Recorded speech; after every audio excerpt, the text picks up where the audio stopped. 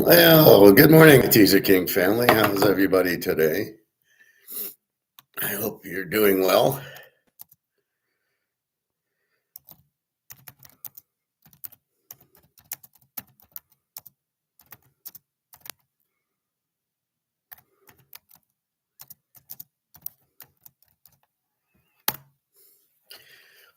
Well. So, what should we talk about? Well, let's talk about football, Super Bowl, problem solving. I went to the gold and silver store yesterday, so a little bit of news on that, and what's ahead. So, let's get into let's check our gold and silver price. So, just as we think, oh my God, it's going to nowhere, we get a pretty good day. Back to 77.80. So we made a nice comeback, although it's all bullshit. It's all paper. None of this is real. It's not even a real price. And gold 49.66. So it's holding up very close to 5,000. Now this has been manipulated, Madoff, Jamie Dimon and JP Morgan. They're all manipulating it. The guy from Treno Dominion. This is the problem when you let the banks run things, and this is the problem when you're dealing with options and derivatives. However, we know this. So it's not like we're blind and we're wondering what happened, or, oh, I should sell because the banks are shorting it because they're trying to get out of their bad positions. So if you understand and problem solve what's going on, you're fine. Nothing's changed. Huge demand for gold and silver. No supply of gold and silver out in the market. Yes, China, Russia, India, Saudi Arabia have a lot of gold and silver, but it isn't for sale. It's not in the market. So that's where it is. It's being held. The silver, there's no substitute for a lot of things: the solar panels, the defense, the missiles, the IT, the AI crap, all that. There's really no substitute for the silver. You can't use, if you use copper or you use nickel or other metal or minerals, it doesn't work, or it works very, very poorly. So silver is the only thing. So there's no substitute. Makes it a monopoly, which we bet on the monopoly. So the price will go up. Trump's trying this 50 country thing. It won't work because China's saying, no, we're not going to let it work. China is running the game right now. And that's part of understanding, right? We know China, they're in the lead. And with Russia, and they don't like the US, Trump's bullying. Would you like a bully? Would you want a bully? Are you working for a bully? Are you married to a bully? Your friends are bullies. Would you like that? No. Well, you probably wouldn't marry a bully, and you probably wouldn't have bully friends. You tell them to fuck off, right? That's what you do. So China's very powerful, as is Russia, as we know Putin is. And they're not going to be bullied by this Trump who's he's a cartoon character. He's not real. He's very stupid. So I don't buy anything that he said. You don't know what he says. He could say both sides of the fence. I'm for free trade and let's tariff. He can do both. You don't know. Oh, I'll end the Ukraine war in one day. Yeah.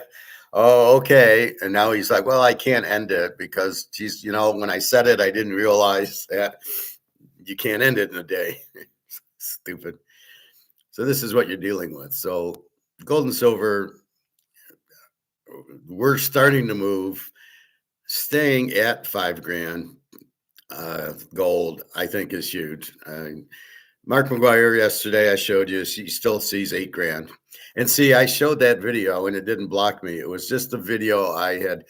If it's monetized by another person, it is. But Mark McGuire or Egon, they don't really monetize, so I can show those videos. Who do we got? Hey, behold. Teaser Maximus, thank you. I want to go on the Appian way and bet football at Caesars. Poor Vegas. What have they done to it? I'm watching the World Series of Poker now. 2008 when Aussie won, and you're like, how could they ruin this? I mean, it was packed, and you go and you gamble and you bet the sports, and now you don't even want to go there. Now, how could they fuck it up so badly? It was such all an electric, all the lights and all the money and all the gambling, and you've totally ruined it. What is that? Who's this stupid that they've ruined it? Oh my God, it's just terrible. But anyway, thank you. Good morning, and we're going to do some problem solving today. So gold's sitting at 5,000. We're in, here we go. It's been tortured. It's been shorted. It's been margin called, and here we are at 5,000. That shows you how strong it is. We know the whole world's going gold back. We know Africa, the whole country of Africa, is going to a gold back currency. We know the BRICS countries have already released the gold back currency, the unit. So gold, they need it. And as long as there's demand, there's still no supply, price goes up. It's a very simple thing, and yet nobody really understands it because it's really not taught. So I'm the teacher. That's what, if you get nothing out of my class, get that out of my class. That's the key. Anything highly demanded, Mickey Mantle card, the Tom Brady rookie, the Joe Montana rookie, and very, very limited. The reason the Montana rookie is so expensive is there's not a lot of PSA 10s. Same thing with Jerry Rice. The Brady card is very, very limited. That refractor I showed you, it's like 200,000, and it's not even a 10. It's very limited. Any Mantle, Mays, Aaron, Koufax, Gibson card from the 60s, from the 50s, that's in really good shape, is worth millions because there's just not any of them out there. So anytime you see very, very limited with very, very high demand, buy it. It's worth, if you go to a card show, I'd go into the 50s and 60s cards and I'd look and get any name player, and I would look for condition, right? Give me a very gem mint condition card. I got a gem mint condition Roger Maris 61. This card's freaking perfect. I couldn't believe it. And it was very cheap at the time. I mean, this is in the 90s, but how can you not take a Roger Maris 1961 card? And man, that thing's probably worth a ton. Again, I got to get it graded, but if that doesn't get a ton, I don't know what will. So, I mean, you get the right player and you get the right, it's all the condition. Condition is the whole thing. So after class yesterday, I told you I was going to my coin store. So I go to my coin store. He's got 1 ounce of Krugerrand, 200 over spot. So that would have been 5,100. He had nothing else. Silver, he had a few bullion, and he had eagles. This guy always has some silver, but he had a little sign, "I'm not buying today." So I go to the owner, like, "Are you not buying anymore?" He said, "No, just today." He said, "Everybody came when the silver started dropping and sold their silver. So everybody panicked, not knowing what the hell they're doing. And so he had to spend a lot of money to buy all the silver. And so he was low on money. So he said, I'm not buying. But normally he will. So it's not like he's not buying anymore. How much? All right. So the gold went from, I'll give you 97% of spot to 96% of spot. Okay, fine. That's fine. I mean, I bought it at 1,800. When it hits 10 grand, I'm not going to cry over it. But maybe at that point he pays more because he needs it. Silver is the same thing. It's $2 below spot for this. So spot 77, I'd get 75. I'd get 150 for this. Okay, that's what we've been at. The curious part was, and I think this was only 2026, the Eagles, the $1 silver eagle versus the bullion was $105. And I believe the reason it was because they're not making any more 2026s, so they're limited. So he's actually selling them as a collectible, not as silver. Now the others are $2 over. So if they're 77, there'd be 79 for the boy. So really nothing's changed. He's $2 over spot on silver. And if you sell it, he's I think 97 is $2 under 97% or something. So that's all the same. But what was confusing was the Eagle. Well, why are you so expensive? Oh, because these are 2026s and they cut it off because they can't get any silver. So they're not making anymore. So it's a limited production. Who gives a fuck? We're not buying for that. So that's what confused me. I said, well, why are those so expensive? And it was because they're 2026s. So I said, how much is the 2025 or 2024? And those are the $2 or $3 over spot. So really nothing's changed. It's just, it's hard for them to get the 2026s. But again, I'm not buying it as a collectible, which is why we don't buy as collectibles. I just want an ounce of silver. So he did not have a lot of bullion left. One lady was in buying like 30 ounces of it. She kind of missed the boat, but not all. I mean, the boat's still at the dock, but we got on the boat at 25. She's getting it on the boat at 80. So we're on different boats. We got the good seats and she's sitting in the back somewhere. You know, we're at 25 and she's at 80. And whoops. Anyway, so that was the fun there. So, you know, I got a little nervous when he wasn't buying because in case I need to sell an ounce of gold and go to Russia or you know, I'm going to move to another apartment. Maybe I want to move to a house.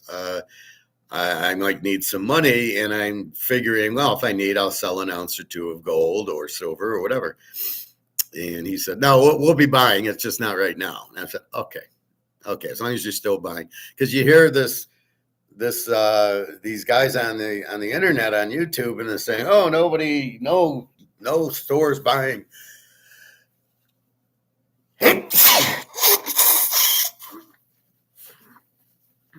Then he made a comment of this high-end jewelry store, Tappers. Says, oh, they're buying the bullion at $60 instead of 77. I go, well, I don't know who's gonna buy from them, but you know, that's up to them. I don't care. I don't really shop there. It's too expensive. There you go. The market. It's not competition. My store is much more competitive than Tappers. Tappers very high end. Although I did buy this at Tappers, but they're very high end. And I wouldn't sell my silver for $60 if it's spot 77 and he's buying it for 75. So, you know, I wonder what you got to pay for it at Tappers, but I'm not really interested because I won't go there because of the expense. I did look at Rolexes there just to get a feel for them, but I'm not going to buy one. But they do sell Rolexes, and my guy doesn't. But I don't care. I'm fine with my guy, and he'll take care of me if I need to sell an ounce. I'd say, all right, give it. You know, I'll wait a week. Just here it is, and I think they give checks out or whatever. I don't care. But anyway, so there was a guy in buying. Then they had my Highland Mint coins. There's Jerry Rice and Jordan and Emmett Smith and Barry, and they're collectibles, and they're 1 ounce silver, and they're limited to like 2,500 for the silver. And he had some, and I was shocked. And I said, "How much are these?" He says, "I don't know. I think they're $80." So he was pricing it at silver. And I says, no, these have value over the silver. And he had a Jordan and he had a Frank Thomas and somebody else. And I said, the Jordan's not $80. The Jordan's $150. The others are $80. And he really didn't seem to care. This wasn't the owner. This was one of the salesmen who helped me. And he really like, well, whatever, we're selling them for 80 because that's what we're selling 1 ounce silver for. And some guy heard me. So he goes and buys the Jordan for 80. Because it's worth 150. And I didn't really care. I was trying to just educate them, and I don't think they cared about it. I think they just look at it as 1 ounce silver. They even had the two-tone. They had a two-tone Frank Thomas and a silver Frank Thomas. The two-tone's worth more. even though it's the gold overlay and it's not real gold, it was another, I think I paid $35 for that. And I think I paid $20 for the silver. The silver was cheaper than the two-tone because you actually thought you were getting some gold, but it looked cool because it was gold plated. And they sold that. Let me see if I can show you one on eBay. But they have a bigger value because you're paying, like you were paying for the Jordan or Dan Marino or Bobby or any of those.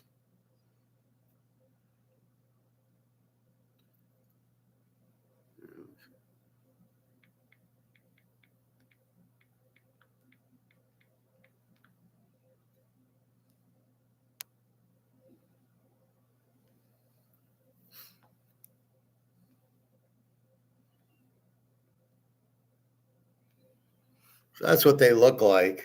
That's the two-tone. So that's a gold overlay. And you can see it's out of 1,500 for the two-tone.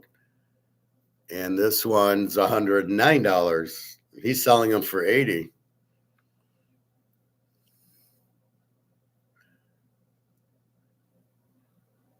So let's see. Here's a Mickey Mantle, 139. So you don't want to sell them all at $80.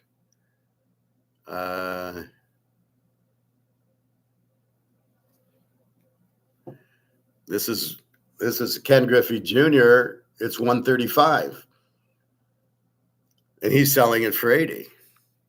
Let's see if we can get to that.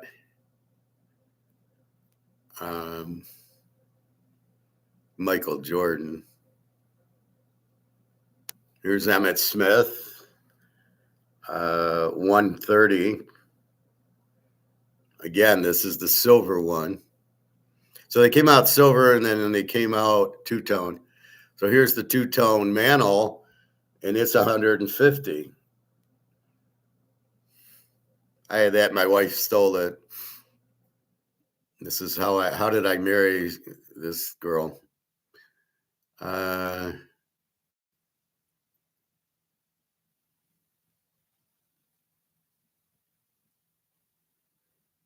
Anyway, you get the gist of it. Oh, I actually have this one. 4-ounce Cal Ripken, 360. It should be more. Oh, this is an auction. This should be at least $100 an ounce. So this should be $400. I do have that one. I got about 35 of these.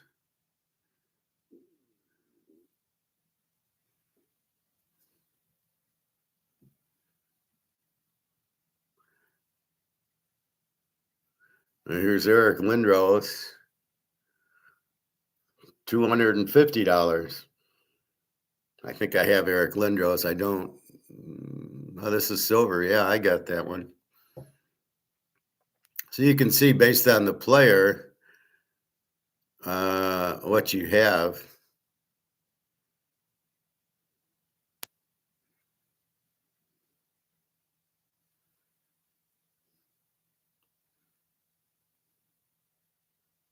Let's look for a Michael Jordan.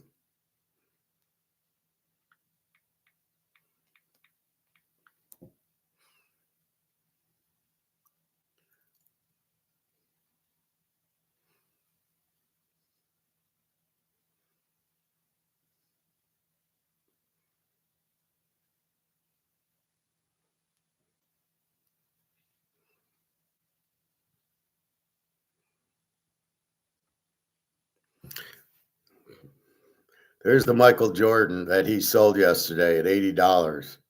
It's going for 195. Now, zero bids, so it didn't sell for 195, but look what the guy's wanting. 195. I have that one. Anyway, that's the point. Let's see what silver's going for.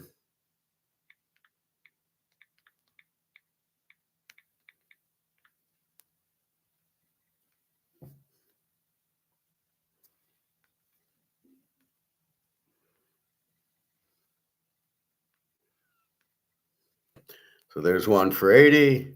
And there's one for 94. Well, Ampex is always more expensive. Here's 191. So they didn't come down too much.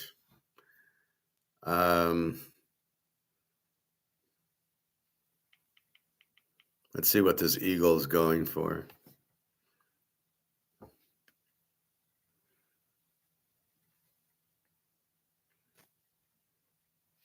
So here's the Eagle, 97, 96, 97 for the 1 ounce Eagles. He's selling it for 105. But it's the 2026. He has no prior years in, so they're all sold out. So because they're very limited and they're not making it, he's trying to get a premium on it, which he says he doesn't do, but he's doing anyway. All right. Anyway, that's what we see silver. So it's roughly staying at about 100 because that's what China's selling it for. John C., hello. So he was pretty much very low bullion, regular bullion. I didn't see any buffaloes. I didn't really look. The lady was buying 35. I let her be. Like I said, he had a 1 ounce Cougaran that he was selling 200 over spot, which is basically 5,100.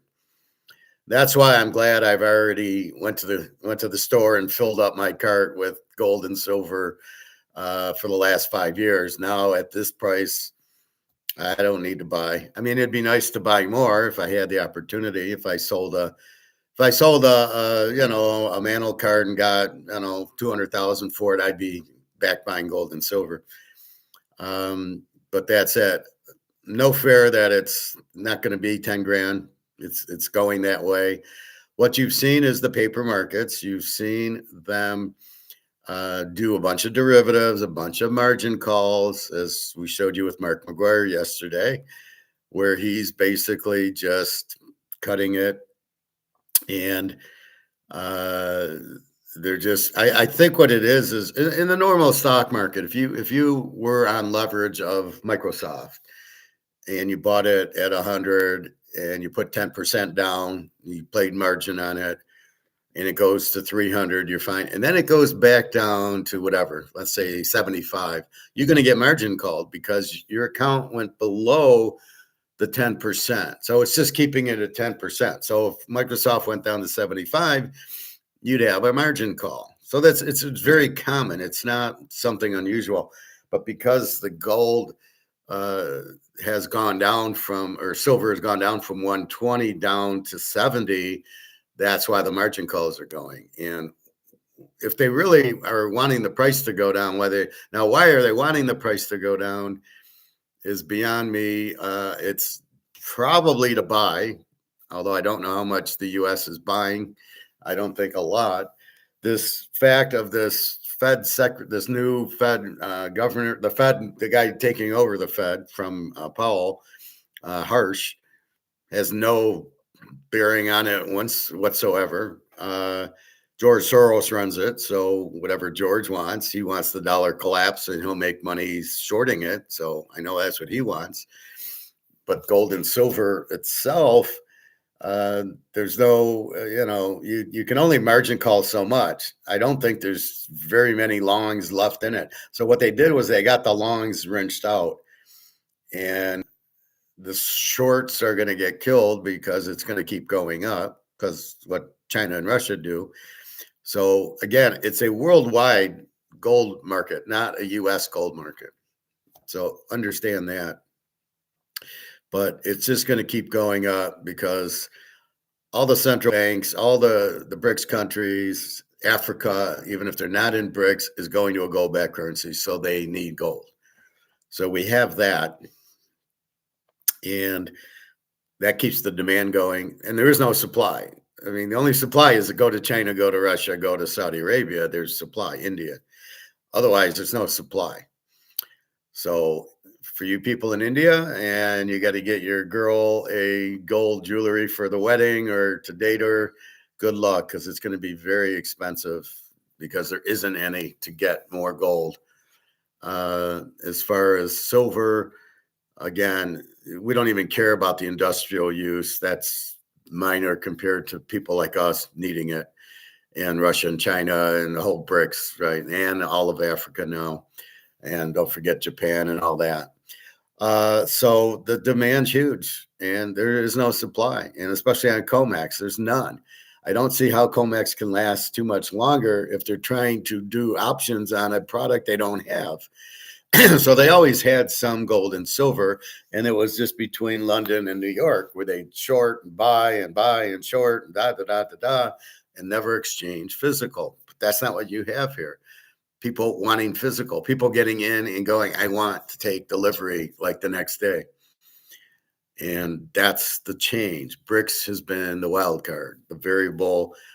You can't use charts because the charts aren't good. And I think I heard Mark McGuire say that. And I can tell that these guys are listening to me because they never said shit that I teach before. And now all of a sudden they're saying, yeah, you can't look at charts. You can't do trend analysis because all the variables have changed.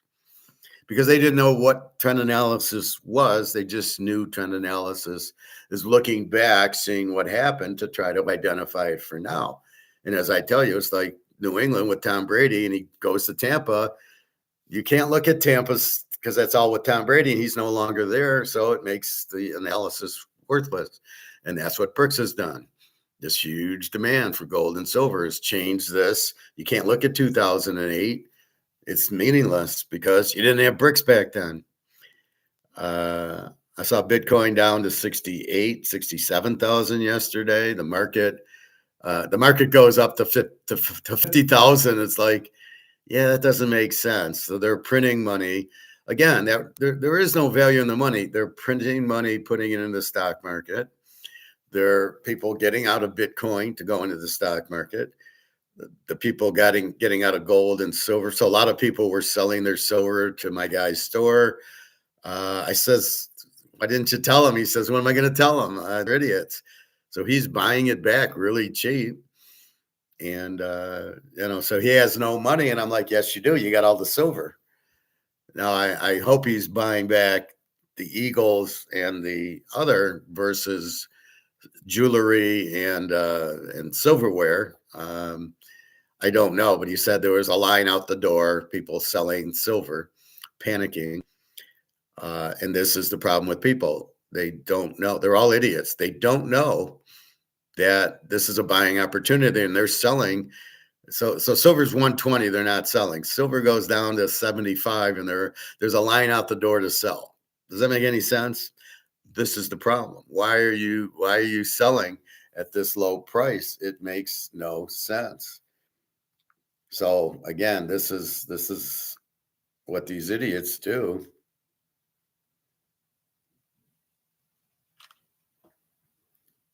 They and this is why people go poor. They don't know what they're doing.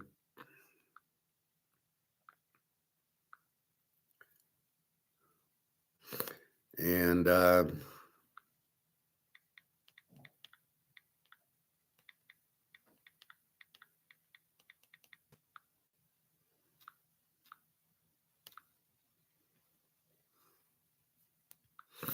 they don't know what they're doing. Oh, the price is going down. I better sell before I lose everything. This is what's going through their mind. They're not problem solving it.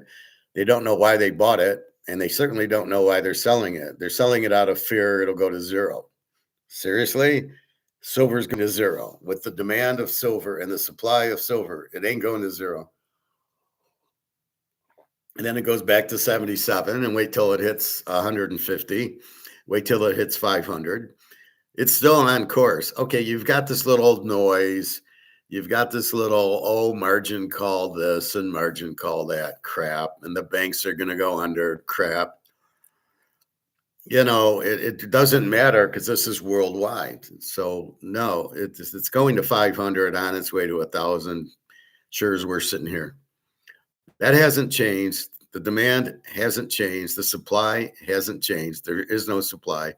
So when all these people come in to sell their silver, I'm laughing. There was one guy in the store, and he's, so he ended up, he heard me tell the Jordan was worth 150. And he goes and buys it. like the Highland, like he's buying Highland Mint, like he knows anything about it. And I didn't really like him. I got a strange vibe about him, thinking he's one of these Mr. Know-it-alls, but he doesn't know it all. Sort of like Peter Schiff. Um, so he bought that. And, I'm talking to the owner, like, what, am I going to be able to sell to you? And now he's like, yeah, it's just temporary. I'm like, okay.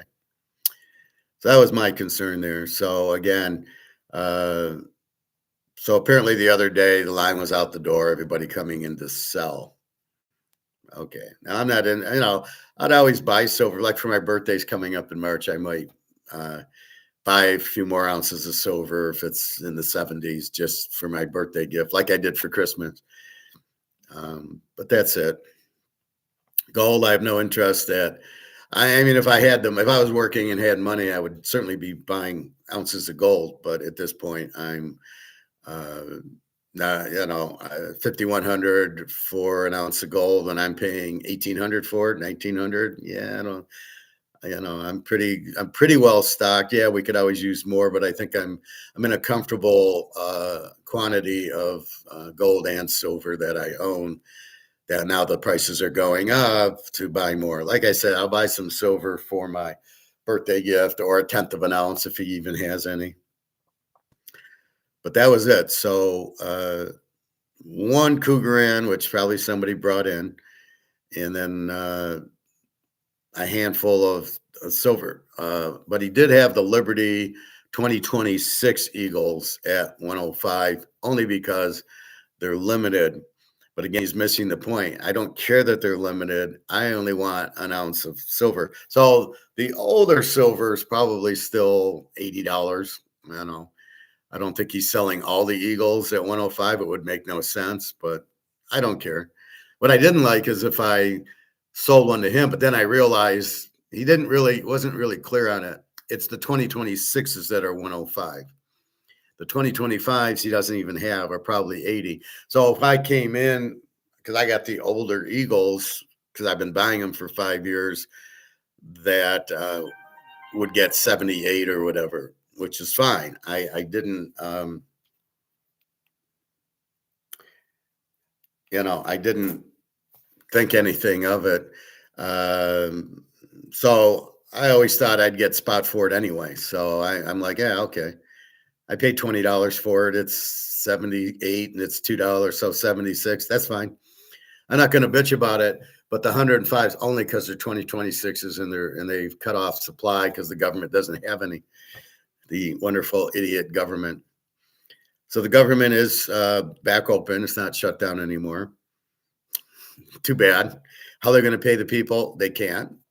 So this dollar, the value keeps dropping. And as I said, I went to the barbecue store, a restaurant, and I got ribs, and the woman, how are you going to pay? And she said, dollars or credit card. I says, what's a dollar? This is worthless. This has no value. And she says, well, you've been saying that. And I go, yeah, how much are you paying for your meat, your chicken and your ribs now than you were before? I'm sure it's much more. That's what I mean. But she, what do you think? It's just going to be zero? The dollar is now worthless. In effect, it is, but most people still don't see it. You can still go to Kroger's and get a Coke for $3. So you say, well, it used to be 99 cents. Now it's $3. That's what I mean. The value of the dollar's dropped and things are more expensive because the dollar's worth less. As I was explaining yesterday in trading, it's the medium of exchange. We work and they trade us in dollars for our work. And then we go buy things and we trade the dollar for, Oreo cookies and M&Ms and broccoli. We trade this for that, but our trade, we need for them to sell it to us. They need more money because it's not worth as much and it's costing them more to get it. So they have to make a profit. They add a little bit more, and either we agree because we really need broccoli and M&Ms or we don't. And or we buy other things. We substitute for the Meijer brand or the Kroger brand. And that's really what's happening. So with that said, that's what's going on. So I'm very comfortable with our gold and silver. We kind of survive we're kind of on the lifeboat, and the lifeboat and the boat the Titanic just went under, and it tried to drag us down with it, and that's why everything dropped. But we're still on top of the Atlantic. We're still in the lifeboat on top, and so we made the big plunge. We survived it, and that's where we're at. So now I feel really comfortable. Fucking gold's 49, 66 almost. It's just about 5,000 still. Didn't get phased. Thank you, BRICS. Thank you, Africa. We appreciate you buying the shit out of it. And the same thing with silver. It's went back to 77. It was going down 60, 71, and then boom, right back up. And people will realize it's a buying opportunity. And you're still going to see $150 silver. Nothing has changed there. It was all the margin calls and all the bullshit with COMEX, all the paper stuff. But we have physical. We don't care. We really don't care what happened in that. We don't care if the banks go out, and we don't care anything because we got physical. We don't have any money in the bank anyway. We have very little money in the bank. And that's all that matters. And we're sitting there going, okay, that's fine. So we don't care what happens in coma. It's paper. We're dealing with physical. All right. So let's go through the Super Bowl, and then we're gonna problem solve the Super Bowl. So what does that mean? That's how we figure it out, right?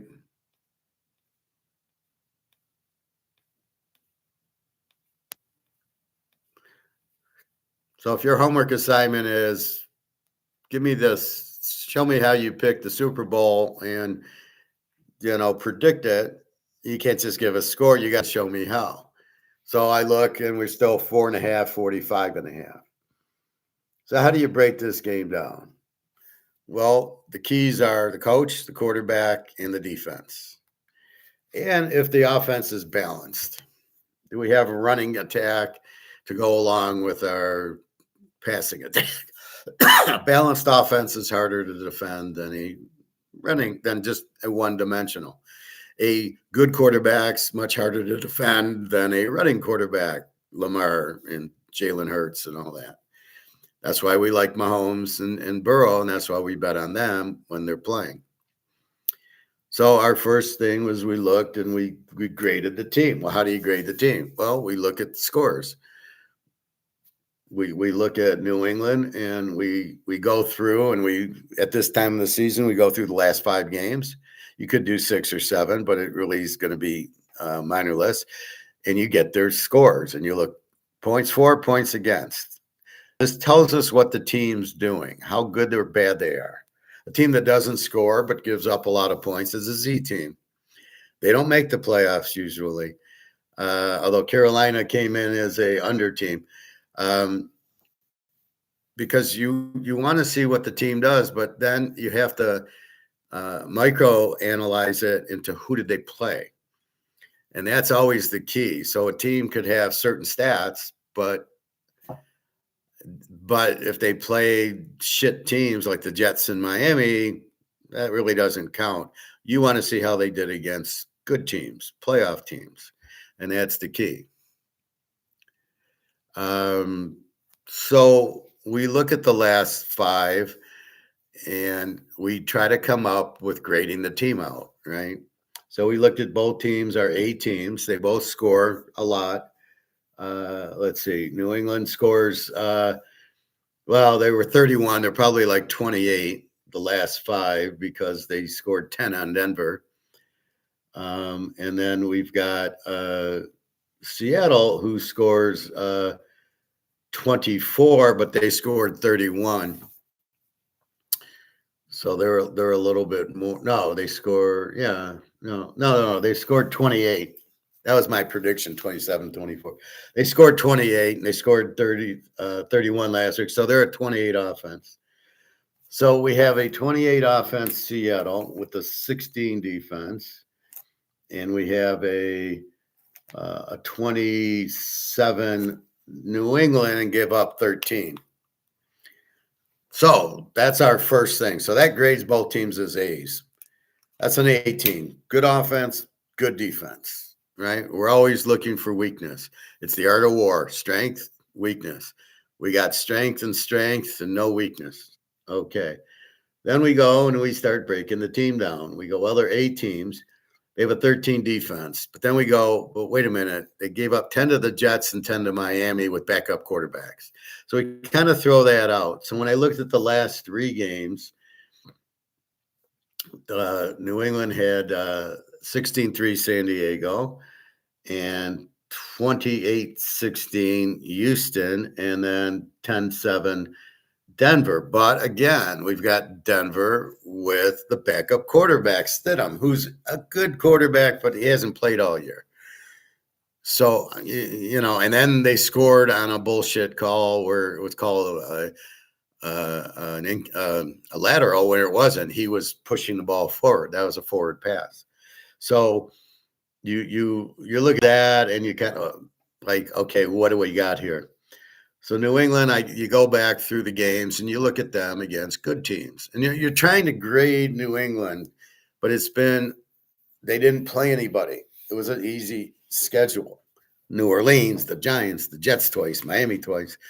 And so you finally get to, okay, they played Buffalo twice. They won one 23-20. They lost one 35-31. They played Baltimore. They beat them 28-24. They beat Tampa Bay 27-23. So you're like, okay, their defense it's not a 13 defense. It's a little bit more. Buffalo put up 35, Baltimore 24, Tampa 23. So really they're not that. Now against, San Diego, not much of an offense. They were an under team anyway. They didn't score all year. And then you get Houston, who was an A team, who scored. Who they got five interceptions and a pick 6 on them and a kickoff return on them. So Houston got 16 points. But with C.J. Stroud, they're not a very good offense. They're not like they played Stafford or even played the Niners or played. I don't think they played KC with Mahomes. So the only game you can really look at is Josh Allen, and he beat him 35-31. And then you've got the defense. Again, you can't really, 2 Miamis and 2 Jets. They're not even a pro teams. These teams suck. So you're really questioning New England as an A team, but yes, you've got the cards dealt, but the cards dealt were not very strong. You're in a weak table. I've been watching a lot of World Series of Poker, so that's what you have. So you're really questioning New England as an A team. Okay, yeah, they did win the games that they were dealt, but they really didn't play anybody. Again, just the Buffalo game and basically Tampa, and they beat Michael Penix 24-23. So against a good quarterback, they lit him up for 23 points, Penix. So that's kind of how you're trying to go in depth to really see, is this team an A team with a 13 defense or not? And you question it. I don't think they're that strong defense, especially against a good throwing quarterback. And then we go to Seattle, a 28 offense, a 16 defense, an A team. So then you look at their last 5. They beat the Rams twice in high-scoring games. They killed the Niners 13-3 and 41-6, and the Niners didn't score on them. And you said, well, they were injured. Yeah, but they lit up the Bears like 41-37. So they were scoring a lot of points, the Niners. I had the Niners as an A team, and they beat Philly 23-19. Philly with all the Georgia defense 23-19, and they get 3 on Seattle in the number 1 seed game, and then they get 6 in the playoff game, even though they put up 23 on Philly. So don't tell me their defense isn't strong. The Ram game, you're not stopping Puka Nacua, and you're not stopping Stafford. So they're going to get they got 27 points on them. They couldn't. Now they should have lost the game if they had a serious punt returner back there who could actually stay on his feet and catch the fucking ball. So the Rams should be in the Super Bowl against New England. They'd kill him. But that's not what you have. So he did fumble, and they took advantage, and they won. So that's the key to it. So we look at Seattle beating the Niners twice and beating the Rams twice are better than anybody New England beat. Say Buffalo, maybe. I don't know if Buffalo could not have handled the Rams. They couldn't handle Denver. They lost 33-30 there. So unfortunately, they didn't get Bo Nix. We would have a clear. This would be Denver playing Seattle if Bo Nix was healthy. So you keep that in mind too. So at the end of the day, I come up with the score: Seattle 30, New England 10. They were able to score on the Niners defense, and the Niners had a 22 defense. So they had a very good defense, the Niners, but Seattle's got a great defense. And that's real because that was against the Niners. And again, against Stafford, you're not really – the only reason the Bear game was close because it was 0 degrees out. And it's amazing how many people didn't understand 0 degrees. I'm hearing on the radio, oh, I'm going to go over with the game. I'm going over. It's 0. You're not going over. There's not going to be points in a 0-degree game. And it was 2017. You're just not going to get the points on it. And that was it. So basically, you had, allowing the Rams to score, but look what they did against the Niners. And so Seattle's defense, I think, is real. And watching the games, I can see they're real, right? New England just didn't play, and they played an under San Diego team. They played a Houston with C.J. Stroud, and then they played Denver with the backup. You still can't really read New England, even though they played better teams. Had they beat Mahomes, okay. Again, they lost to Josh Allen. So I'm not really sure they're all that. I'm not sure Drake May's all that. He likes to run. Well, he's not going to run a lot on Seattle, put it that way. I think the biggest strength in the game is Seattle's defense. I think that's the key. That's the best unit on the field, Seattle's defense. Then maybe New England's defense. We'll see. And then it goes to the offenses. Who's better? And here's where you look at balance. New England, they got no running attack, and they got Boutte, LSU, one of Bobby's guys, wide receiver. And then they got Drake May, who's not very good. Oh, yeah, he was back. He was second for MVP voting. These are the same idiots that voted Lamar as MVP. Running the ball does not make you a good quarterback. Okay? So for some reason, these idiots think you want to run the ball, you run your quarterback. The problem is when you get inside the 30, he ain't running anywhere because there's no room. Now he's got to be a passer, and he's not a passer. Now you've got Darnold, and Darnold has Kenneth Walker, Michigan State, great running back. You've got Smith-Njigba, Ohio State, who I think is overrated, but okay. He seems to be catching because they got rid of DK Metcalf, which was a huge mistake. Can you imagine this team with DK Metcalf and this Smith guy? So, he's okay. I don't think he's God's gift, but I think he's okay. He's no Jerry Rice, so let's not go there, fellas. But it is balance. I can run to Walker. So instead of Darnold choking because he's under pressure, which he did against the Lions last year, and the Rams in the playoff game, they're able to hand the ball off to Walker, which takes a lot of the pressure off of Darnold. And you can't just blitz Darnold. He can hand the ball off. And now you still got Smith-Njigba, and you got that other Shaheed, who's a very fast receiver, and Cooper Kupp. So he's got balance. He's good running, good receiving, far better than New England. So I look at that. I look at that as well. So Seattle is the better offense and the better defense. So they're the better team. New England hasn't played anybody. They did lose to Buffalo. They beat Tampa slimly. They beat Cincinnati without Joe Burrow, and that they gave up 20 points. So I'm not buying that New England's defense is all that. Okay, yeah. Oh, good. You beat Stidham and C.J. Stroud. Wow, that's great. And San Diego, who can't score 15 points in a game. So you beat three bad offenses, and one with the quarterback that should be in the league, and the other one with the backup quarterback, whose Stidham is okay, but not, I don't think they could have beat Bo Nix. They certainly wouldn't have got the gift uh, uh, lateral that was a incomplete pass. These refs want to keep calling things like a lateral when they're not. If the defensive guy knocks it backwards, it's not a lateral bat. It's a pass that went forward, and the guy hit it backwards. So that's where you're looking at. So if we break the game into the four phases, offenses and defenses, who's got the better one? It's Seattle. So Seattle's the better team. Does that mean they win? Not necessarily. Now we look at, so we got the better defense, Seattle. We've got the better offense, Seattle. The coaching, I have no idea. Mike McDonald, have never heard of him. And Vrabel, who really sucked at Tennessee. The only good thing about Vrabel, he went to Ohio State, so he played under Urban Meyer, and then he played for Bill Belichick. Well, we don't think Belichick's a good coach, but playing for Urban Meyer, I think, is where Vrabel got his lessons.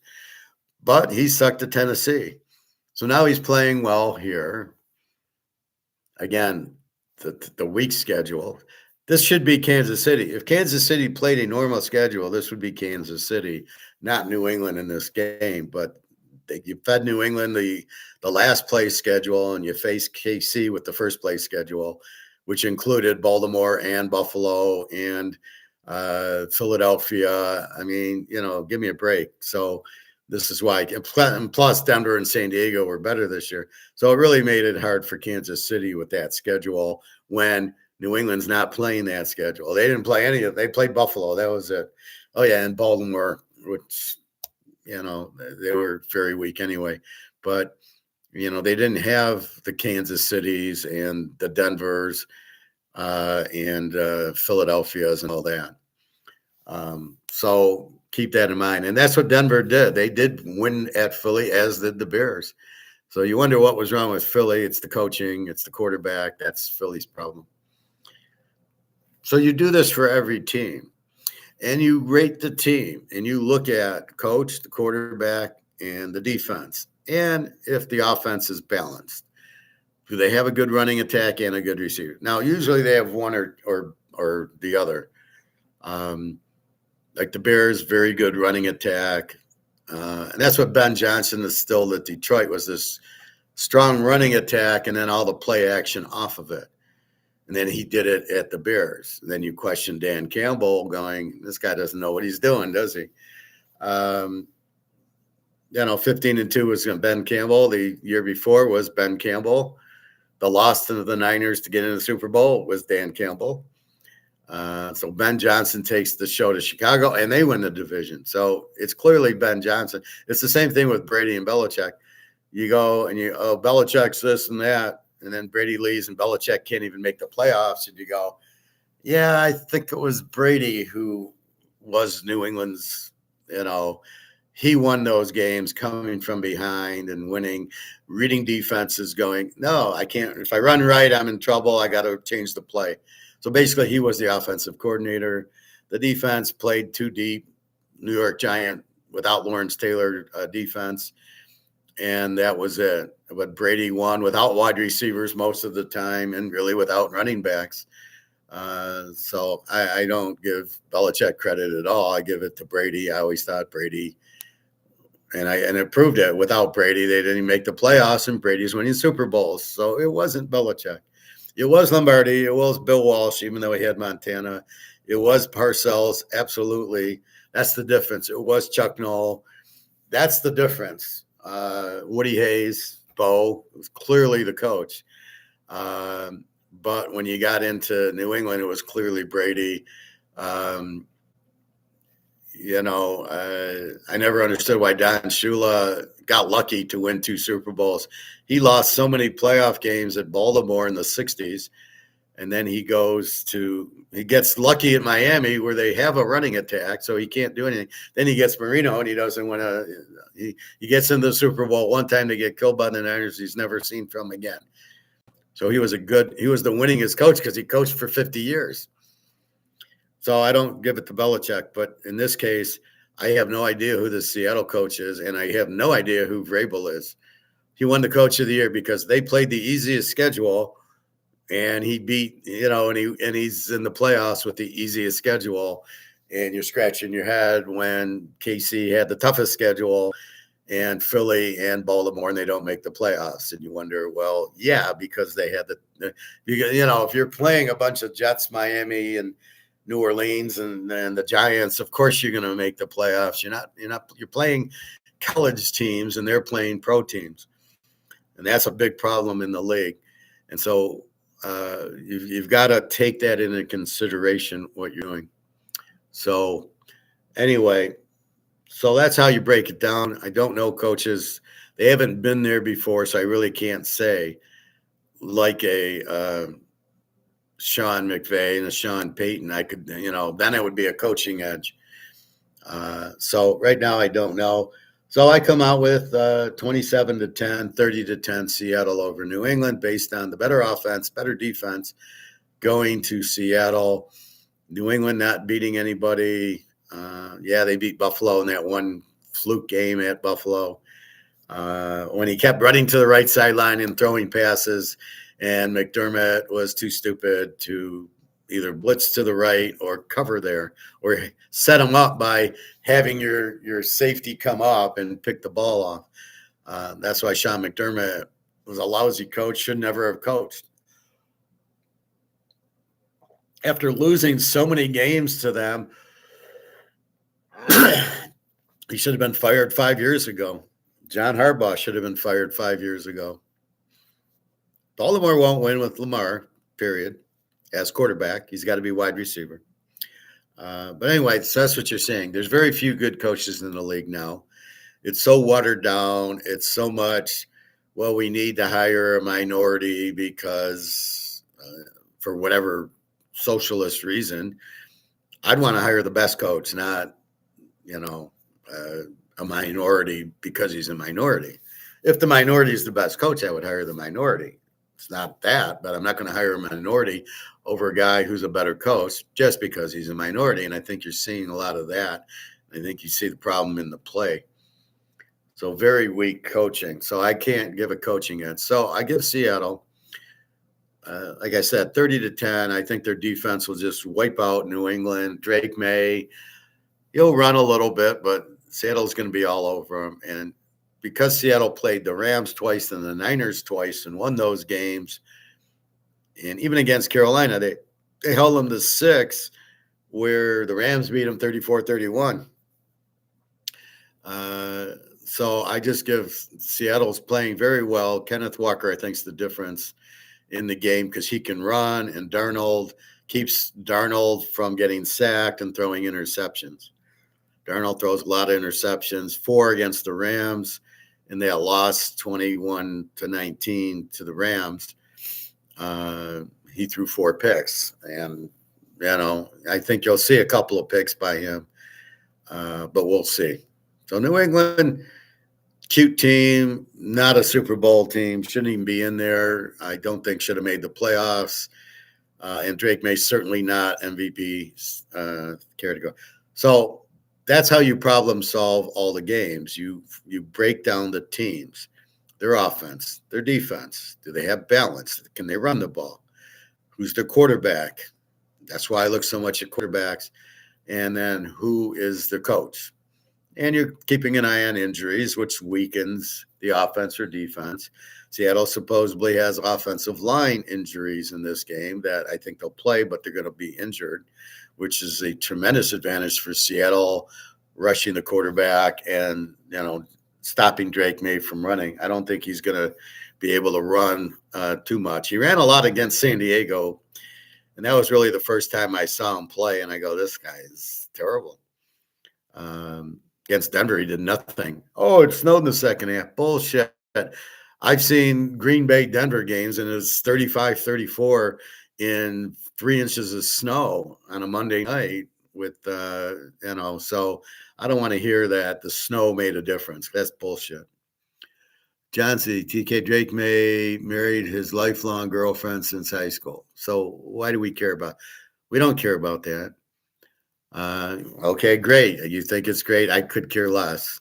People date who they want, they marry who they want, they all get divorced, they all meet other girls that they go to. It's a normal cycle. So I don't really care. That's got nothing to do with picking the Super Bowl. You always come with us off the wall concept, Jancy. Don't know, but anyway, so that's what you do. So you basically grade each team, and you grade each team in college, which is a lot difficult. See, in the pros, there's 32 teams, and I can look at the last five, and I can say, oh, New England only beat Buffalo once and lost to Buffalo, and they beat Baltimore, who wasn't very good this year. And that was it. And they didn't play anybody else. And in the playoffs, they're playing weak teams with good defenses. So I can tell you that. And we can walk through each team, and I grade each team. And we like betting against the Z teams because they don't have an offense, they don't have a defense. They're playing good teams. They should be able to score a ton of points, and they can't really harm the other team. When looking for games to play, I always never play a good offense against a great defense. So when teams were playing Houston this year in Denver, I didn't want to bet against them. And both what Houston ended up being, Houston ended up being 17-2 in a teaser, and it was all their defense, not CJ Stroud. New England is 19-1 in a teaser with a good defense, and Seattle 16-3 with a good defense. The defensive teams tend to play better because they travel better and they can shut you down, where the offensive team, the quarterback goes up against a good defense, he's going to throw interceptions. He's going to struggle because nobody's going to be open. That's a prime problem with the Lions, right? Jared Goff is a choke. And when he plays good defensive teams, aka Philadelphia, Green Bay with Micah Parsons, Kansas City, he didn't show up. He throws all these interceptions. He couldn't beat Minnesota, even though they didn't have a quarterback. Brosmer for Minnesota beats the Lions because Jared Goff can't handle. He can't read defenses, so he couldn't get out of the blitzes. So all Minnesota did was blitz him, and Goff just stood there and threw 5 picks and got sacked 10 times. And that's my point. He didn't do anything against that defense. The only time he had good games was against the Giants and Washington, teams with weak defenses. So that's why you have to know the teams. You rank the teams based on their offense, defense, based on the statistics of what they score and what they score 30 points, they give up 20. They score 15 and give up 30. Okay, so a good quarterback will eat up the 30 defense, and a good quarterback's going to struggle against the 15 defense, like a Houston. And that's what happened. And that was easy to bet the Lions. They played Washington. You knew they were going to score a ton because they had a weak defense. Goff had a big game. And these stupid radio hosts in Detroit get all goo goo gaga. Oh, look, Goff's back. And then they play Philly, and he can't, we score 6 points or 9 points. And all of a sudden, yeah, it was just a bad game. I love these guys. They're so stupid. It's hysterical. And I really don't listen to them for their opinions. I'm in the car going to the pool. I want to listen to something. But if I don't have my YouTube on, listening to Mark McGuire or something. But that's the key. And that's why you got to ignore all the talking heads who are just idiots. This one guy, somebody will say something. Well, I think this. And I'm like, I don't care what you think. I am not listening to care what you think. And who are you to give any advice? You don't know anything. And that's how I am with some of these radio guys. But you come up with your own analysis. You cannot formula this. You cannot algorithm this. You cannot AI this. You have to formulate it. You have to look at the scores. You have to see how their defense plays. Who did they beat? And you can't put that into a formula. They beat the Niners twice, who were scoring 35, 40 points a game, who scored 23 on Philadelphia. Okay. And Seattle just shut them out, 6 points. That's a big tell there. That tells you what they're doing. And it's sort of like poker looking at tells. I've been watching the World Series of Poker, and I'm noticing my tell right away. they're on the river, heads up, and the one guy bets, and the other guy might go, he might raise them or fold. But I've never seen the guy check, and then the guy bets, and then the guy bluffs, and he doesn't have anything, and it's like 100%. So I've been watching. All of a sudden, the World Series of Poker pops up on YouTube, the 2003, 4, 5, the Aussie. So all of a sudden, so I'm watching these. Not really to learn poker. The more I watch, you realize it's all luck. It's 100% luck. Guy has a pair of kings, and the guy has a pair of aces, and the king hits the flop. Well, that's not skill. That's just luck, right? He got lucky that he hit the 2-outer and got the third king to win the pot. That's just luck. That's not skill. The skill part is the betting. If you're an idiot, if you don't know what you're doing and you make a bet, the biggest betting problems I see there is, okay, I have ace king and an ace flops, and I check, and then the next card comes out and I check, and then on the river the guy catches his straight or flush, and I've checked away my hand or trips, and you're slow playing it. You don't slow play aces, and you don't slow play trips, especially with, looks like there could be a flush on the board or a straight on the board, and there's always a straight on the board. So you've got to bet it and make the guy pay to see the card. You cannot check it and check it and check it, and then the guy catches on you and you're fucked. When I first came back and started playing, I was doing that. I wasn't really betting. I was scared to bet. And then I slowly learned it, and now I'm very aggressive at the table. I would never, I understand that logic, and I wouldn't give a free card. If I got a hand, I'm betting it, and that's it. And if you want to see, now, if you want to suck out on me, you suck out on me, but you're going to pay to suck out on me. Most people don't. But that's really the key. So I'm watching it. It's all luck. And because the flop, the 5 cards out there, it's just random. It's all luck. And then even the 2-outers, the 1-outer, he hits the one, he needs the 9 of diamonds, the 9 of diamonds hits. Yeah, that's a lot of skill. So that's really what you're looking at. And then tournaments are even stupider because you start getting blinded off, and then, I only got 5 big blinds. I'm going all in with a pair of 2s or something. Well, that's just something you have to do because you were blinded off because you weren't getting cards. So again, if I don't get cards, I lose because I don't get cards, not because I'm doing anything wrong. Everything is rug. Everything is rigged, TK. I don't know about that. I don't think poker's like, I'm watching the World Series of Poker. I don't think it's rigged. I don't think the dealer dealt the 1-outer. It just came out. I don't think that was rigged. No, the rig that I don't buy. I think the stock market's rigged. This whole gold and silver option market is totally rigged, but only paper, not physical. All the banks are rigged. All the politicians are fixed. That I understand. I don't think the World Series of Poker is rigged. I don't buy that. I think New England, they gave them the lateral because they did want. I think they did want Drake May in the Super Bowl over Stidham. I think that happened. But I don't think the Super Bowl. I don't think they're going to have New England win because it's Drake May on rigged calls. I think Seattle wins because they're the better team. I don't think you can really rig a Super Bowl. I mean, you can. The Jets obviously did beat Baltimore, was fixed, and the Tampa-Oakland one was fixed. Those two were fixed.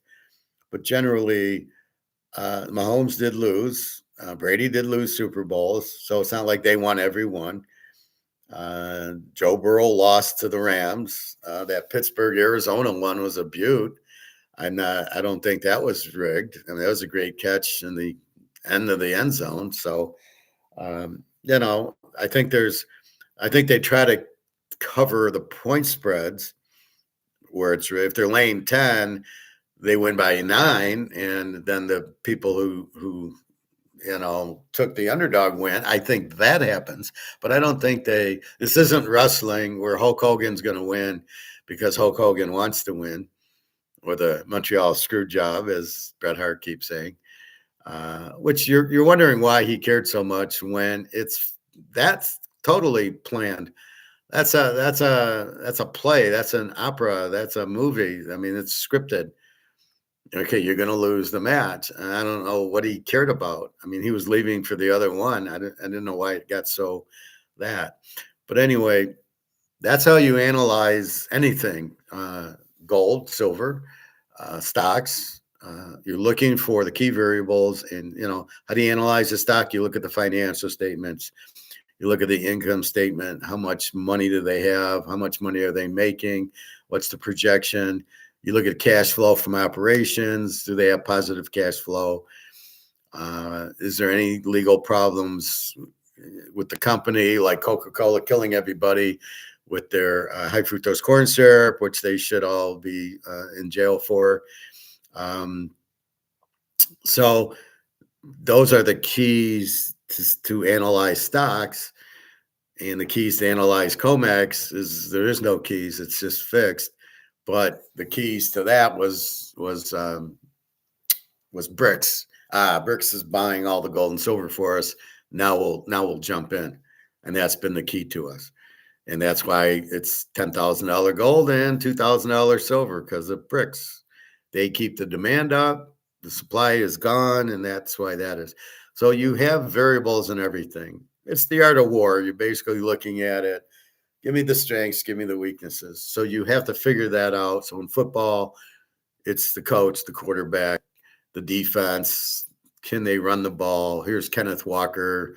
New England doesn't have any running backs. So you start looking at that, and that's your keys. And then what other variables are there? Oh, injuries, weather. And you take that and you can select the Ram-Bear game. What would have been if they played, if it was 70 degrees in Chicago in September, this would have been a lock over. They'd have scored 90 points. But because you had 0 degrees in January, you're not going to score a lot. So then the weather is the variable besides the offense, defense, coach, quarterback, right? So you've got to keep it open. The injuries are the other variable. I'm watching a lot of 80s, the Bears in the playoffs. They didn't have McMahon. They had McMahon. They win the Super Bowl. Then you see him against the Niners. It's not McMahon. You see him later against the Niners in '88. There's no McMahon. So then that variable triggered that.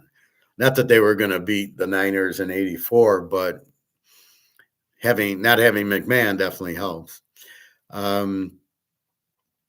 So that's how you problem solve football, is understanding which variables are important, which I just laid out, understanding any other variables, weather or injuries.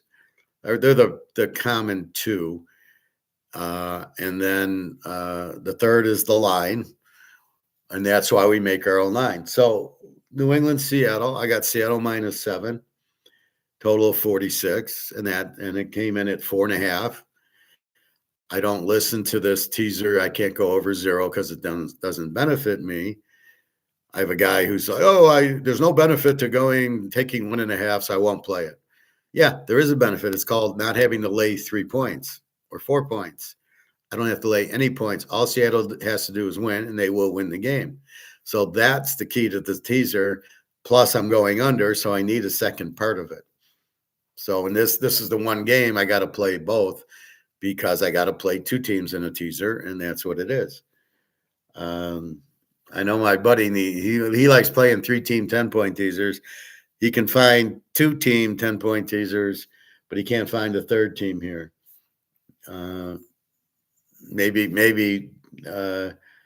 Maybe go under and over in the game, maybe over 36. I don't know. It looks like it'll be over 36, but that's where he's at.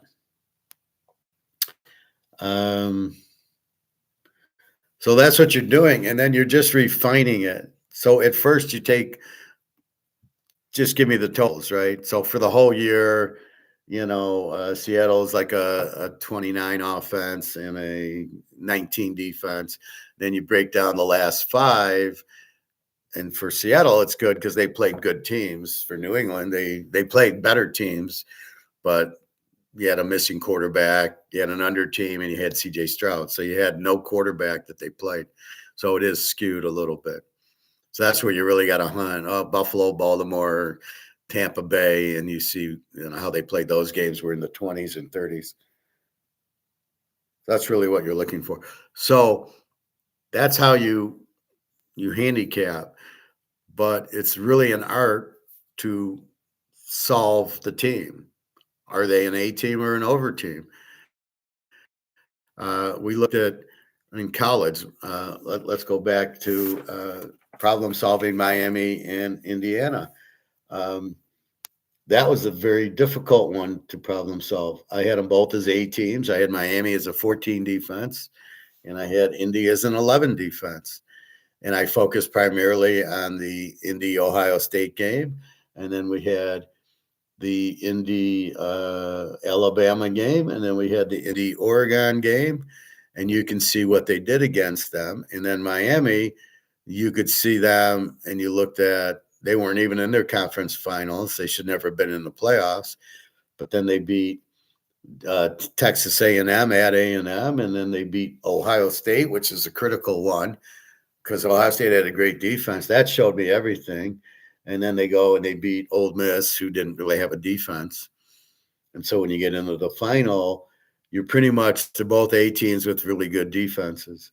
The total was 47, and I knew it would be high scoring. I predicted Indy 30-27, and they won 27-21. So I was pretty close. But I knew Miami would score because they did against Ohio State. So I'm using other games to really see who they really are because Miami played nobody. They beat Notre Dame. I think that was like 27-24 in the second week. But you could see who they are. So again, it's all figuring out the team, and you can't use analytics for that. You can't use AI for it. You have to let the scores tell, but even then, you've got to take out the Grambling game and the Elkhorn State game and all those, and you got to get into just the real games. And that's why I like looking at the last five, especially in college. The first few weeks, they're just getting ready, and they get a new quarterback. They got to learn the system and the players, and then they get into conference play, and that's after about 4 conference games and maybe a big Ohio State Texas game. Then I have an idea. Okay, now I got a feel for it, but figuring out a lot of the Big Ten, let's say, was very difficult. Even Illinois, Indiana was very hard to figure out. Purdue got a little bit better, but some of these teams, Minnesota and Wisconsin and Iowa, like it's very difficult. Who are they? And that's the problem with the quarterbacks dancing around all these teams is the problem with that is they got to learn new systems, and they got to get used to new offensive linemen and new receivers. It's really not a good thing if I'm a quarterback to dance around. If I'm a quarterback and I got beaten out and I'm the second teamer, well, there's faith, still learn it, and there's faith that the guy will get injured and you'll get in. Cam Rising, Tyler Van Dyke are perfect examples of that. So I wouldn't just leave because because if you leave, now you really don't know any system and you're trying to learn the new system where you're at, which doesn't guarantee anything anyway. So that's kind of what you're doing. Now, is everything rigged? I don't agree with that. I think there are certain aspects that are possibly rigged. I think the banks rig a lot. I think the government rigs a lot. I don't think golf's rigged and bowling bowling I hate now. I like watching Earl Anthony. I don't even know who's this two-handed bowling is like, yeah, probably not going to watch that. You got to be careful with the new stuff coming out, driverless taxis, for example. Then I watched Total Recall for that one, right? And then the government trying to, I don't know what they're going to do with the money. the government or these, hacking your phone, hacking your computer. I don't know, hacking your car, kill switches. I don't know what's going on with that. That's why I got my 18 Camry. I'm not buying another car. It's got 80,000 miles. It's 8 years old. And there's no way I'm buying a new car like that. And I don't have a lot of miles on it. So basically, that's where I'm at with it. It's definitely being scared of the government. I don't like that I lost my CD deck into my car. So you got to be very careful. You got to be careful who to trust and why. And that goes with you, John C. Everything's rigged. The girlfriend, does she just want your money, or does she really love you, or does she really care for you? And this is always the problem. So many marriages end, so many divorces because there's a lot of competition. So you're with one girl. So I'll speak from the guy standing with one girl, and there's some other girls that are pretty, and they might be friendly to you. You go, well, I'm with this one, but she's prettier and friendlier. And, but there's always strings attached. I want this car, and I want a house, and I want this ring. And, so it becomes, what do? You don't want to end up broke because some girl wants all your money. And, it becomes a very difficult chore, trying to read the girls, what their motivation is. That's why I suggest dating 2 or 3 of them to learn what they are and see how they act and treat you, and then make your decision. You don't want to be with one girl and then she sees a guy who has more money than you and leaves you for the guy because she wants protection, and then you're sitting there, you don't have a girlfriend, and you're like, oh shit, I'm all alone. And me, I like being alone, so it doesn't matter. But having multiple girlfriends, if one girl tells you to go fuck yourself, I'm going to another guy because he's, he makes a lot of money, then go ahead. Now, I'm like, go ahead. I got other girlfriends to be with, and, things like that. So that's really kind of the key to it is analyzing things and problem solving things. So everything's about problem solving. Who should I date? What clothes should I wear? How do I bet the football game? How do I play gold or silver? So I've taught you problem solving there. It's COMEX, so we know it's paper. It's supply and demand. What's that? Well, do people want it? So John C. asked me a question about, I think, my Canadian glove. Can you sell it? What's it worth? Well, if there's a buyer for it, if there's a market for it, I can sell it, depending on what he's willing to pay for it, or she.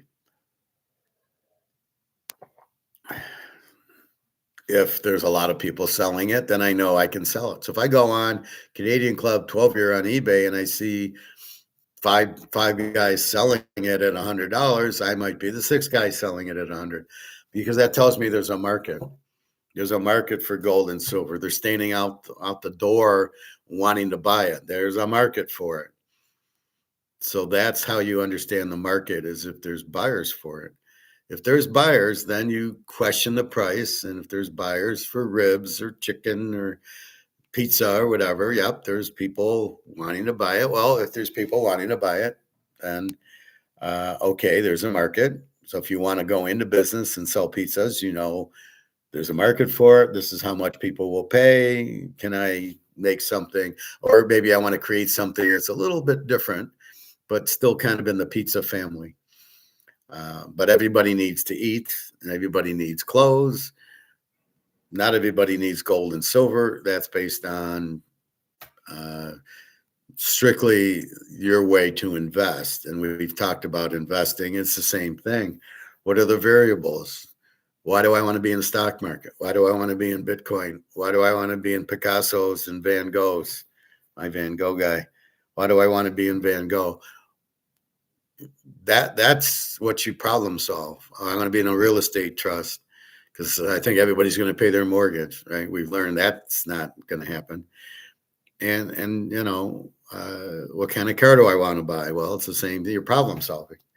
I'm going to buy the Mercedes. That's worth it. Fiat's Ferrari's a little too expensive. Ford stinks. GM stinks. Their cars aren't reliable. They break down. Toyota, they go forever. So that's why I bought Toyota. And anyway, that's what you're looking at in everything is problem solving. What's the problem? The Titanic hit the iceberg. The problem is it's sinking. The solution, then you got the solution is get on the lifeboat. The dollar's sinking. The solution is the lifeboat. What's the lifeboat? It's only gold and silver. But you have to know that. Well, I'll go into the euro or the British pound. That's not the lifeboat. Those are other sinking ships. But you got to understand that. So you got to understand gold and silver are the lifeboats, right? And once you understand that and you do it, then you keep the convention. You don't let people talk you out of it. Oh, you're in gold. It doesn't move. Yeah, I'm fine in gold. Don't worry about it. It's the lifeboat because I understand very, very low supply, very, very high demand. There's a huge market for gold and silver.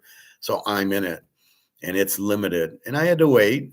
You got to be patient. Yeah, I bought it. I bought gold at 1800, 1900. You saw I showed you that receipt back in 2020. It was like $7,000 and $8,000. I bought like 5 ounces at like 1900. But I knew it would go up and I knew I had to be patient and I knew my money was becoming worthless. So understanding the game, knowing the dollar is going to zero, which it is, knowing gold was going to go up, which it is, you just wait. Oh, I know I'm going to have to wait. That's part of the game. But do I want to keep my money? Do I want to invest in stocks, bonds, real estate, or gold and silver? And gold and silver was by far the easiest choice, the easiest lifeboat to get into. There was really no other option. Stocks, I know anything that's fixed, it's stocks. The banks manipulate the hell out of it. So you got to be nuts to be in the stock market. Now, I used to day trade gold and silver, wait for the 10 o'clock drop and then buy it. And the 10 o'clock drop's been happening for 20 years. There's always the 10 o'clock drop and then it starts going up at 10:30. But I just decided to buy 1,000 shares of it and then make 70 cents is $700. And I'm going, yeah, I could make $700 a day. Yeah, no problem. And so that's really the key to it is understanding all your variables and then understanding your options. So to me, it was very easy. The lifeboats were gold and silver and the price had been cheap. Just like my lifeboat when I was collecting cards. It was very easy to say, you know what, instead of buying 1991 hoops and skybox and tops and upper deck, hey, let's go back to the 60s. And yeah, Pete Rose and Johnny Bench and Sandy Koufax and Mays and Mantle and Aaron. Yeah, I can buy those guys. And I know there's demand there. I know there's a market for it. So that's what you did. You got into that by problem solving, right? Supply and demand, low supply, high demand. And if you just follow that thinking, you'll be a rich person because the values go out. So I give you uranium now, but I don't know how to buy it. I should check into it. But uranium is very, very limited and needed in these nuclear power plants. And China's building 10 nuclear power plants because they know that the wind, the solar and the wind and the windmills aren't going to do it. That's all bullshit. That will never work. I don't know. Oil's the only thing. You can't get rid of oil. That's just stupidity. So that's where you go with it. So they need uranium. That's key. You need silver for all the items that are being made now. They need silver. The electronics, the missiles, the Tomahawk missiles. I don't know about the solar panels if they're even still making them. Because that's all part of the go green. And I don't even know if anybody's going green anymore, but that's what you need. So you problem solve. What's this the problem? And then you find the solution. And that's the key to it. That's the key to everything, right? I got I'm dating this girl. I really don't like her. I don't like the way she treats me or talks to me or this or that. So the solution is to find another girl. But if you find two or three at the same time, it makes it easier because then if one doesn't, you don't like one, you just go to the other two and let them compete. You tell them about the other girls and let them compete. And that's what you do. Competition's a mighty strong ally of us, right? You're competing with me. Maybe he's a better handicapper than the professor. Maybe he knows more gold, silver, and that's it. But I try to be totally truthful and honest. And then if you don't like me or you want to go to somebody else, fine. But I leave nothing back. I'm telling you, when gold was 2,000 an ounce, it was going to 3, and it did, and then 4, and it did, and 5, and it did, and it's going to 10. And same with silver. We're buying it at 20, 25, and people are, it's not moving. It says it'll be 100, and it was, and it'll go back to. But I know it's going to 1,000. It's going to be 10,000 gold, 1,000 silver. And that's where it's at. And that's not a guess. That's not an opinion. That's a fact. That's where it's going because high demand, thanks to BRICS and Africa and Japan, and low supply, thanks to BRICS and Africa, buying it all up. And there isn't any left. Very, very little. So that's really the key to life is this competition and problem solving, understanding what the problem is. Why is she getting along with your girl? Well, it's usually, a lot of times it's competition. A lot of times she sees somebody else and she wants to be with them. So she fights with you to get you to leave so she can be with the other person because she doesn't want to hurt you. She just wants to, argue with you. So you just, I don't like this environment, and you leave. And then she's like, he left me, so now I can be with this other guy who makes more money. Because I don't want to hurt, I don't want to hurt Howard. No. But I want him to leave because I want to be with Fred. So that's what girls do to you. But if you're dating others, you go, fine, you can leave. I already got Daria, over here. So that's the thing. And but that's life. It's just football. Everything is competition, poker, whatever you want to look at. COMEX, there really is no competition. It's the Shanghai Gold Exchange. It's the Russian one. It's the Hong Kong, Singapore one.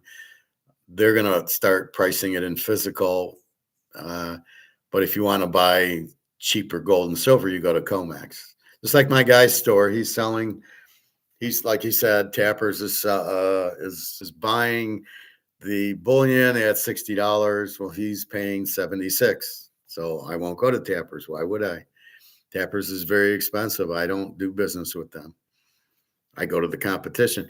And that's the thing, when you're in business, you have to realize there's competition. I'm selling pizza. There's a lot of competition. Hamburgers, barbecue, chicken, steaks. I mean, different grocery stores. One guy wants to sell it more. You get competition. I can go to the other store and they sell steaks too. And so you got to be real careful with that. I think that's about it. What else was I problem solving here? So we're in gold and silver because it's limited and highly demanded, and we're not getting out. And we're just, okay, what happened. It was all paper. It was all options. It was all margin calls. So we don't care. We're in physical. Yeah, we know the price dropped, but it's not volatile. It's fixed. It's bullshit. It's Madoff. So as long as we know that's what happened, it had nothing to do with physical. And that's what I note to Egon. It's like, Egon, silver's not volatile, physical silver. Paper is, but paper is always, when you're dealing with options and derivatives and margin calls, it's always going to be volatile. But we're talking physical, and physical is not volatile. And that's the key to understanding it. It's not volatile because it's physical. So the easier you understand that, then you go, oh, it's not volatile at all. Now, people have a hard time understanding the dollar I was listening to that guy on Mark McGuire yesterday, and he says, well, it's still the ounce of gold. It just takes more money. Well, that was he got that from me because I said that initially. It used to be 35 an ounce, and now it's 2,000 an ounce, but the ounce hasn't changed. It just takes more dollars to buy it, which is true, but he's missing the third part of the argument, which is, but how do we determine the 2,000, 3,000, 4,000? That's determined by the market, and gold is going up. It does take more dollars to buy it because the value of the dollars drop, but not entirely. How does it settle on 3,000 or 4,000 or 5,000? How does that settle there? That's the market bidding up the value of the gold and silver as they would a Mantle card or a Mays card or Joe Montana rookie. That gets bid up, not because the dollar goes down, because of the market. And that's my point in gold. It does go up in value because it's what it can buy. And it can buy a lot more now at 5,000 than it could at 3,000. And that's what these guys keep missing. So they listen to me and hear me part of it where I say the ounce of gold is still an ounce of gold. It just takes more dollars to buy it, which is true. But because it's bid up, that's what determines how many dollars it takes to buy it. And it's not because the dollar's losing value. It's because it's being demanded up. The demand side is saying, we want it. There's more demand. That's what's pushing the price up. And then it takes more dollars to buy. It's still an ounce of gold. So this is still, 2 ounces of silver. This hasn't changed. In fact, it's an ounce of silver, but it costs more is because of the demand for it. So you can't say, well, it's still an ounce of silver. It takes more dollars to buy it. That's true until you get to, but how many dollars do I need for it? And that's the market saying we demand more. There's no supply. The price goes up. So now this is how many dollars you need to trade for it. And keep in mind, you are trading. Everything is a trade. You are trading this for this, and you are trading this for this, and you are trading this for this. You're trading. It's got to be a fair trade, which means it's got to be worth it to me to trade it. So I won't. $5,000 gold's not a fair trade when I was buying it at 2,000. So I'm holding it, but I'm that's it basically. So everything's a trade. Is it worth it? And the biggest thing you're trading is your time and your skill. That's what you're trading.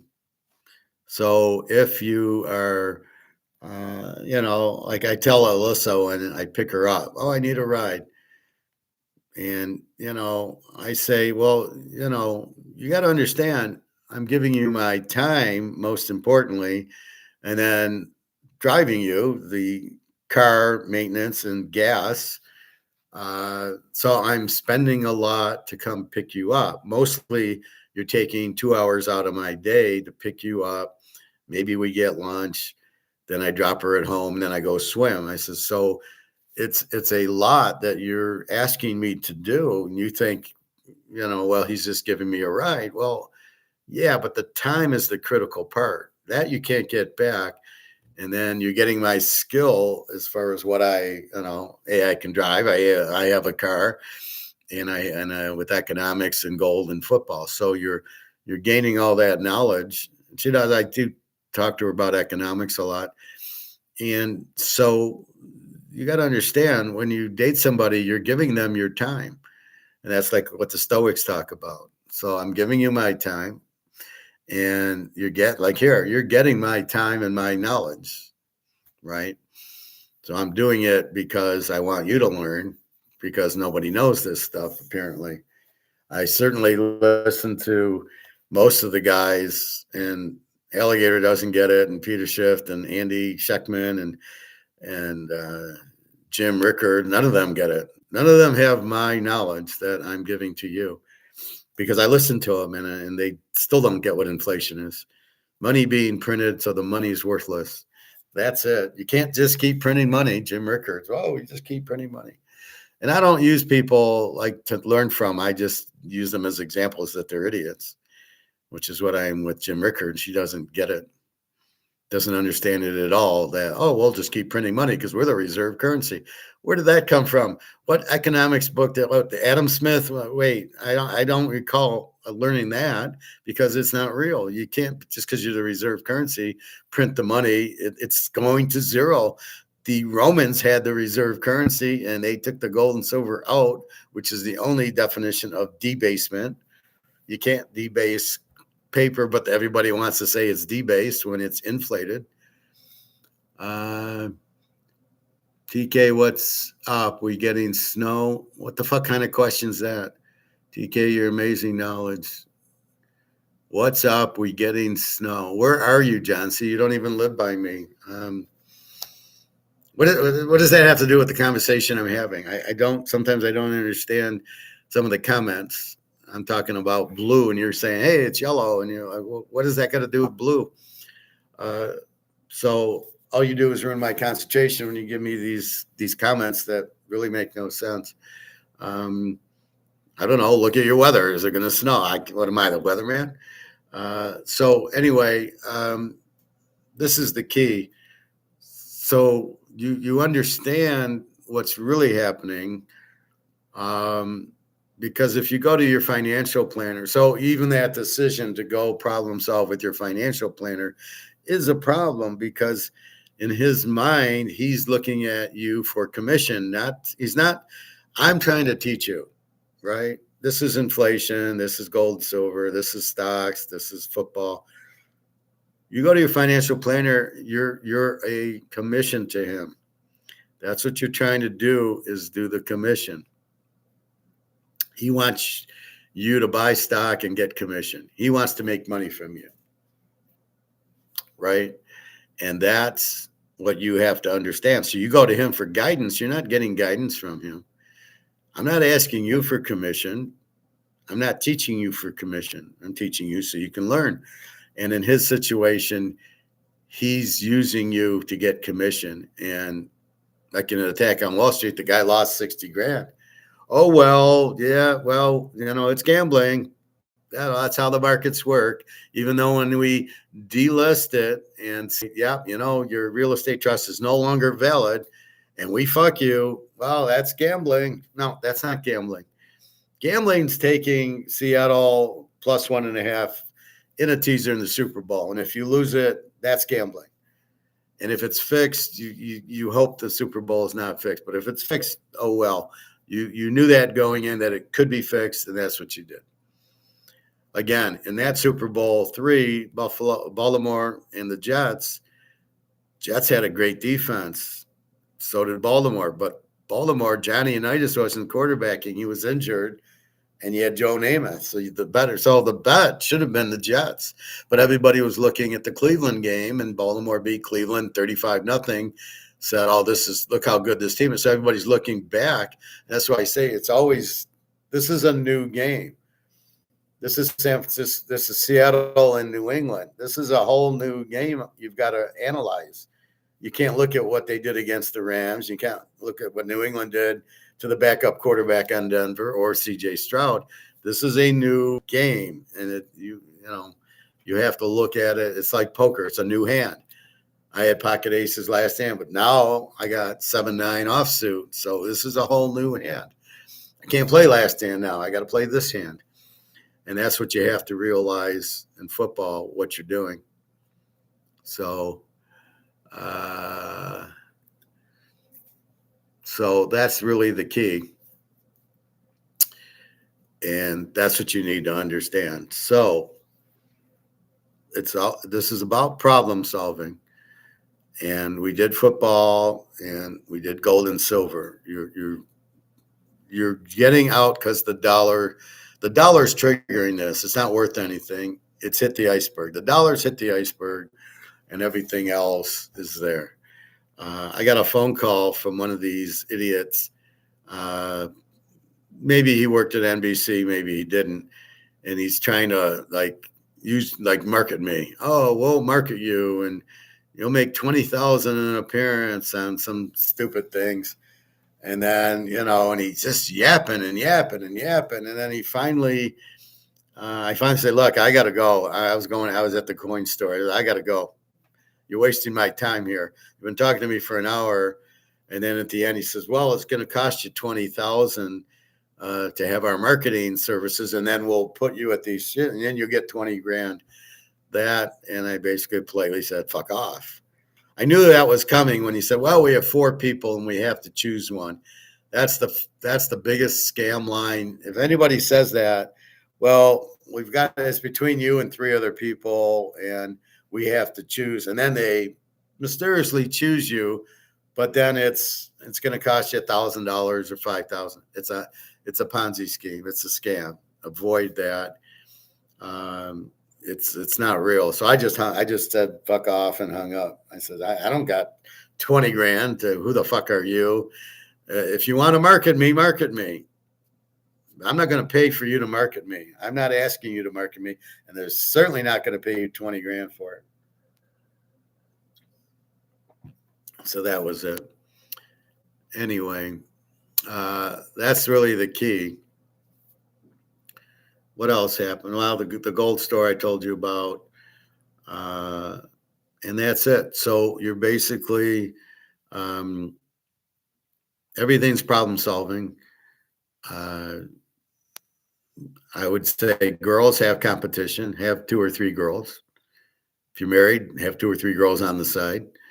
And it's not wrong. It's not like you're a mean person or anything. It's what happens when the girl leaves and you're now alone, and you don't want to be alone. And that's a big problem, right?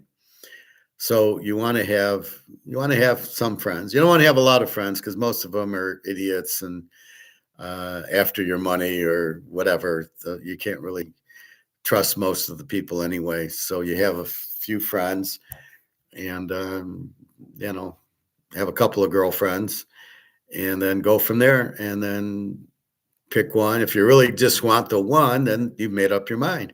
Well, I had 3 and I really want to stay with one, so I'm going to go with that one. That's fine. That helped you make the decision up.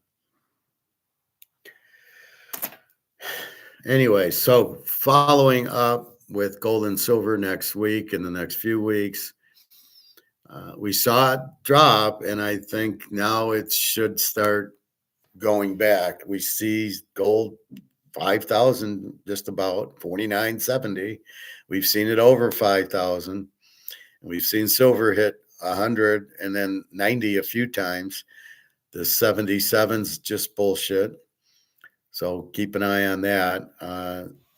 Just keep buying physical if you can find it. Like I said, my guy, and you don't need I wouldn't pay 105 for a 2026 Liberty because it's limited. I mean, it ain't that limited, and we don't care about that. We want silver. So what you want to buy is to get the bullion at spot. The guy was selling it $2 over spot. That's what I would recommend buying. And buy something that's nice and, it's nice and shiny. It looks like silver. He's saying it's silver. And that's what you go. And you're going to sell it, $2 under spot or whatever. But now is not the time to sell. Now is the time to buy. Gold, it's getting pricey. A premium of 5,100 for 49. Well, now it's probably, it's $200 over spot for the premium. So it's becoming very limited. It's becoming very expensive, and it's only going to be more and more expensive. So that's something you buy and you hold and you accumulate as much as you can. And if you need to sell, announce. As I tell my friends, I have a lot of gold and silver, but I don't have a lot of cash. So, I need $100. I don't have that much of this. It's gone into this. So I've transferred. I'm on the lifeboat, and I'm not going to sell this now because it's too cheap. But as I get lower on this, I will sell, a half ounce of gold or some of these to get more of these just for day-to-day living. But basically, I'm almost out of this but it's all in here. And that's really your goal, is to get out of this just enough for a couple of months. If you're working, it's just like 2 months of expense, because you don't want to start selling your gold and silver for the dollars, because the gold and silver are going up. So you don't want to sell your silver at $90 when it hits 500. You're going to go, fuck. I know a lot of people have done that when they sold it at 40 because it, or 50 at the all-time high, and now it's at, it's close to 80 on its way. Well, it was 120. So people selling it, and again, it's not really a stock. You're not trying to sell it at $50. You're not trying to, if you bought it at 50, you're not trying to sell it at 100. You're trying to accumulate it. You're trying to have it because it's real money that's extremely limited in supply that will go up. And you're not even doing that. You're doing it because it's limited and it can't be printed and it can't be inflated. So you're in the one thing that can't be inflated, gold and silver. That's why you're not selling it. The fact we're getting the price kick is great. If we're still in these are worth zero. These are totally worthless right now. You can believe it or not. You can say, well, I can still go to Kroger's and I can still use it. Yeah, but the value of it's nothing. Go to the grocery store. Everything costs. You have to trade more dollars for milk and ice cream than you did before. And it's only going to get worse. And that's what I mean. The dollar has no value. It doesn't buy what it should. Gold and silver buys more than it was before. So that's your key to it. With that, I think I am it. What else do we want to talk about? Anything? Well, you have me. You have my time. Take advantage.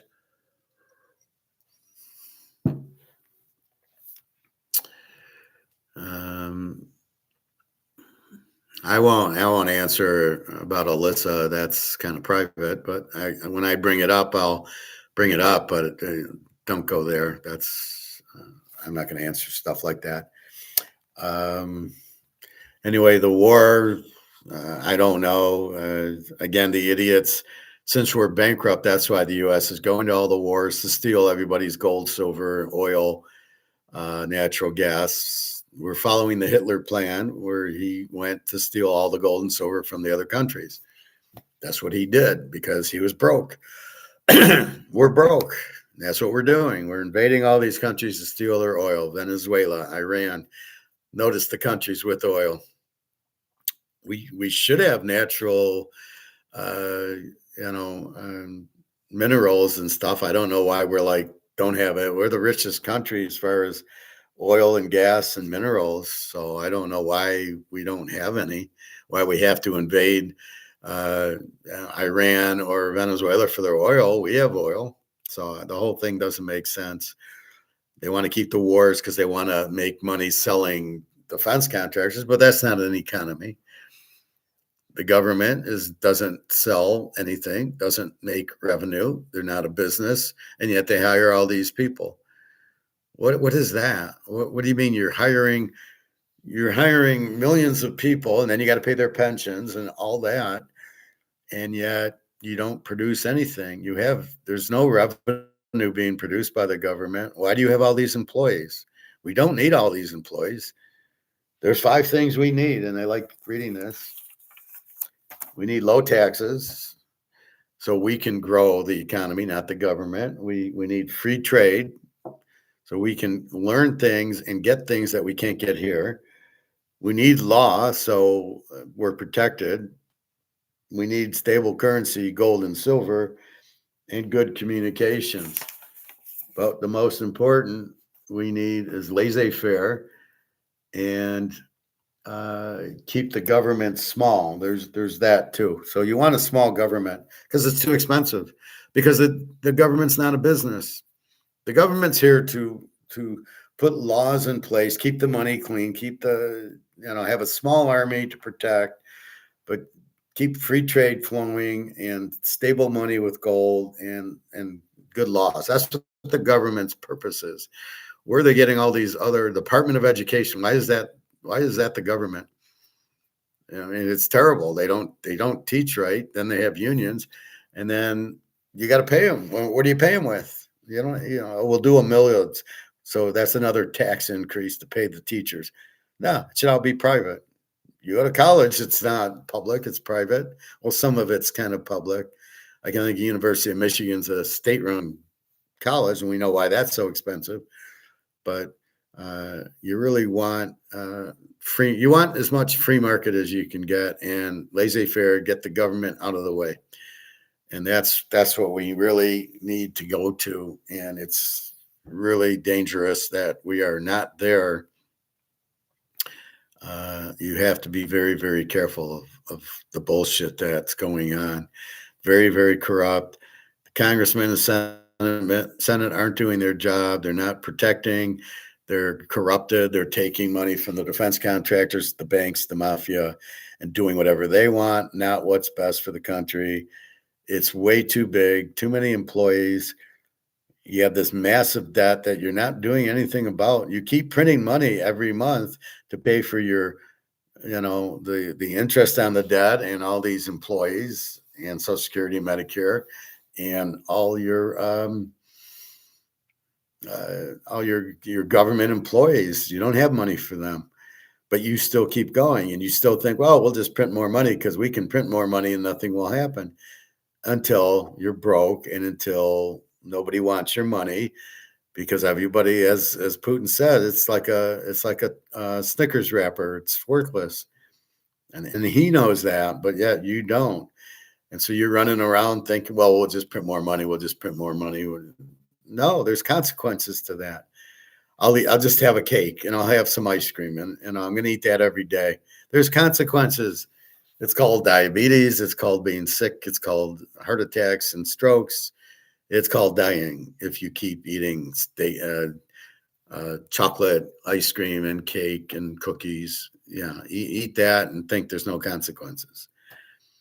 And so that's really the problem with everything. So I think that's it. So government is just out of their minds. They don't know what they're doing. We'll just have war. Why are you know how expensive wars are? You got to make the ammunition, the tanks, the planes, the jets, the people. You got to uniform them. You got to feed them. It's expensive. And then you shoot your missiles. Well, you need more.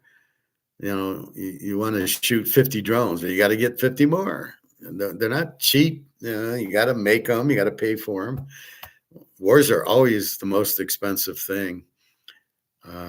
So it's just stupid business. If you just thought in Austrian economics business, you wouldn't have a war, because it would be too expensive, and you'd want to deal with the people on free trade. We'll trade with you. We'll take this. You'll take that. And there's no reason for war. War is not to sell ammunition and missiles. That is not why you have a war, but that seems to be why we're having 15 wars, right? Oh, who's got oil? Let's attack them.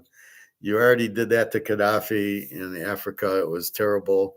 He was trying to put water into the desert and free education, free Medicare for Africa, and you killed him so you could steal his gold. I mean, this is just, and what do they do with the gold? They don't keep it.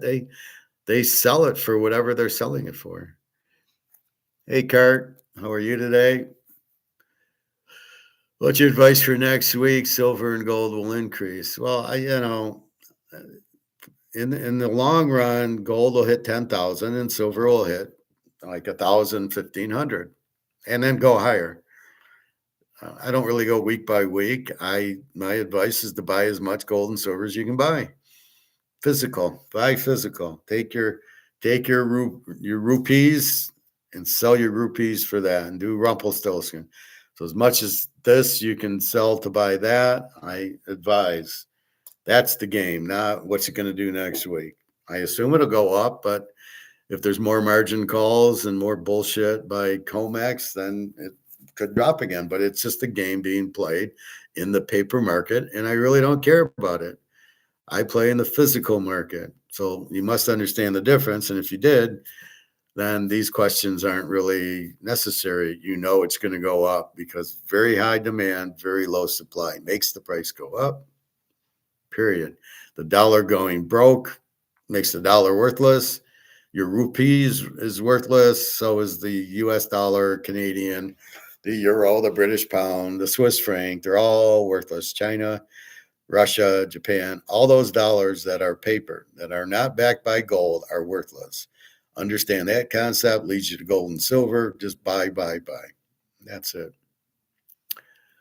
Long run means how much time? Like 1 year, 6 months, 2 years. Well, long run. I mean, there's really no time limit from it.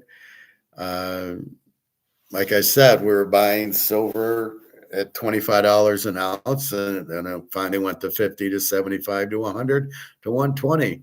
That happened very quickly. Now it's settling in the upper 70s, 80s, but we know it'll be back at 120. But I can't tell you the date. I don't know.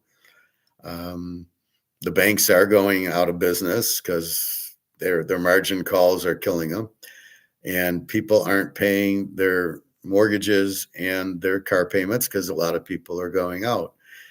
I think in the next 6 months, gold will be 8,000 and silver will be 200. I'd say by summertime, but I can't give you a specific date, but in that area, it'll just keep getting bought as the situation gets worse and worse, and the demand keeps spiking. Again, I went to my guy's store yesterday, and he had very little silver. He had some 2026 silver, which will be gone, but he's charging too much for it. He's charging 105 for the 2026 silver because there isn't a lot of it. They've stopped producing it. But the bullion itself, or this kind of stuff, it's $2 over spot. So he didn't have a lot of it, but he did have some silver. He had 1 ounce of gold. So his supply is very limited. The demand is huge. People don't get it right, are selling when it goes up, or when it starts coming down is when they sell. Not when it goes up. So when it tanked from 90 to 78, everybody was in selling, panicking, all clueless, right? So I can't tell you that. All I can tell you is I would say we'll take a look at it in let's say July, and I would think gold should be 7,000 by then, and silver be over 100. That nothing should change. Again, the paper markets cannot keep going. I mean, how many times can you do margin calls? Who even has it that they haven't? Everybody's paid the margin calls by now. So, I don't think much longer. But where's your hurry? You're holding it and watching the price go up, and it's going to go up. That's all you care about. $10,000 gold and $1,000 silver is what you should be caring about, because you're not trying to sell it in 6 months. This is buy and hold. This is not buy and sell. You're not trying to sell this.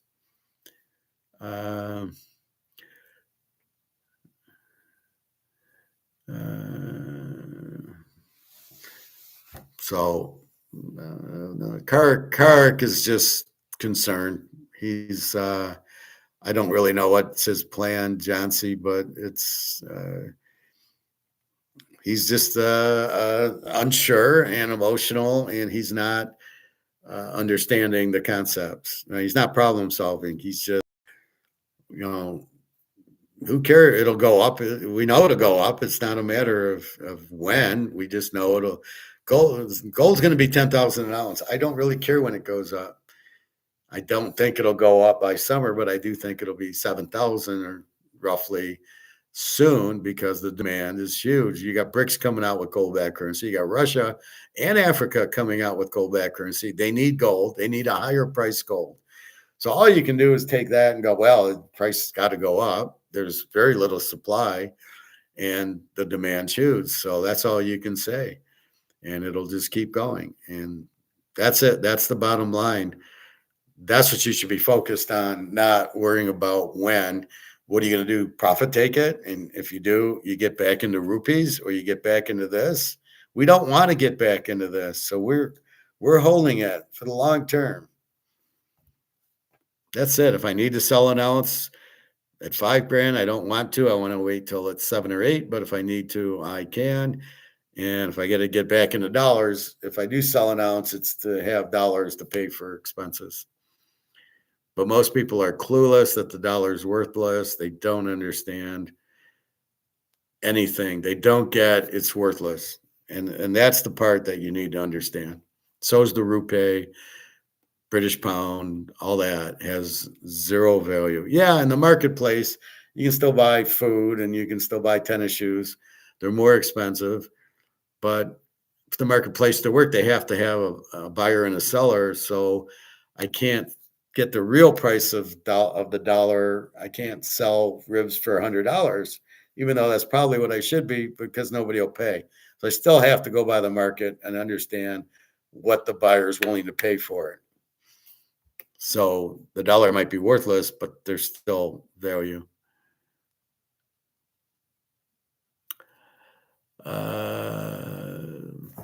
Anyway, so that's really it. Anyway, time for lunch. Go to the pool tomorrow. Super Bowl. Finally, I'm getting like about the Super Bowl. It used to be an exciting day, and you had good teams, and now you're getting teams like New England in it, and Seattle, and you're like, no, that's not a Super Bowl. These aren't the best two teams. They're the best two teams in a very weak league. I still say the Rams were the best team in Kansas City or Denver. Denver should be the Rams and Denver would have been the best two teams. Again, Denver got injured with Bo Nix, and the Rams got fucked because their punt returner couldn't catch the ball, who I'm sure will be in another team next year or not running back punts. So you really don't have the best. Seattle with Darnold is a joke, and New England with Drake May is a bigger joke. Yeah, they didn't play a good team all year. Let's put them in the Super Bowl. You're rewarding crap, and I don't like that. So I'll watch the game, but I'll have the World Series of Poker on and switching as well. This plays under review. We're going to come back in 10 minutes after all the commercials. Did the commercials even do anything? Am I buying any of the products of the commercials, especially not IT products? I'm not buying any IT products. I'm not buying AI. I'm not buying Microsoft, anything like that during, these commercials are a waste of time. Am I buying a Coke? No, it's all high fructose corn syrup in it now. So no, I'm not buying 99% of commercials. I'm not buying. I'm not even looking at. It's just wasting my time till the game comes back. All right, we will see. We'll see if it's a competitive game, if we're even watching in the fourth quarter, which I don't think we will be. I think Seattle will dominate, just like they did against Denver. They just dominated. All right, what else? Yeah, well, I know it's rubbish. They've ruined it, just like the NBA is totally ruined. I hear these guys on the radio talking about the Pistons. It's like, who gives a shit? Nobody cares. It's not even real. Nobody talk about fixed.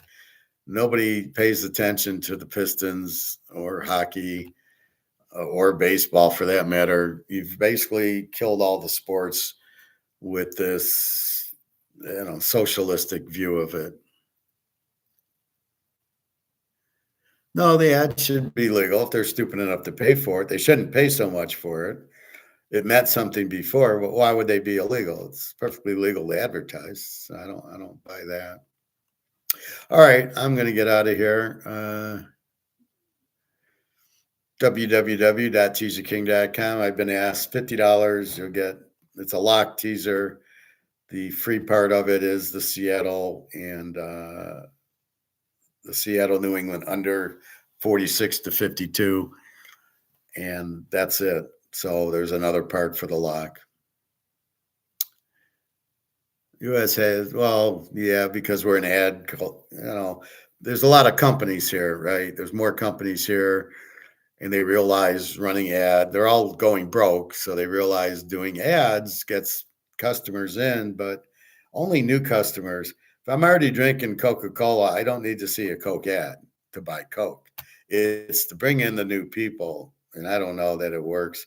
What bothers me with commercials is I'm starting to hear them in Spanish, and I'm like, okay, this is America. We don't talk Spanish here. There might be a few Spanish speaking people, but they better learn English. So I really don't get the Spanish people, the Spanish commercials where, I'm listening to Chinese dribble, dribble, dribble in. I'm going, what the fuck is that? Cancel that, whatever that product is, cancel. I'm not listening to it. I'm not going to buy it. You're actually putting me off of it.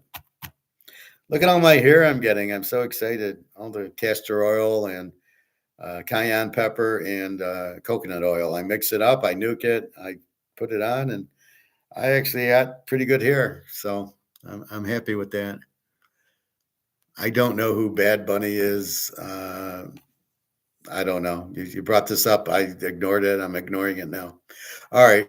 Have a good day, everybody. www.teaserking.com.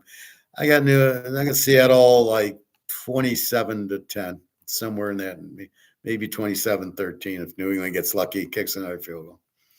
Anyway, that's about it. Have a great day, everybody. Enjoy. Don't worry about gold and silver. Just keep buying. All right. Take care, everybody. Have a nice day. I'll see you tomorrow.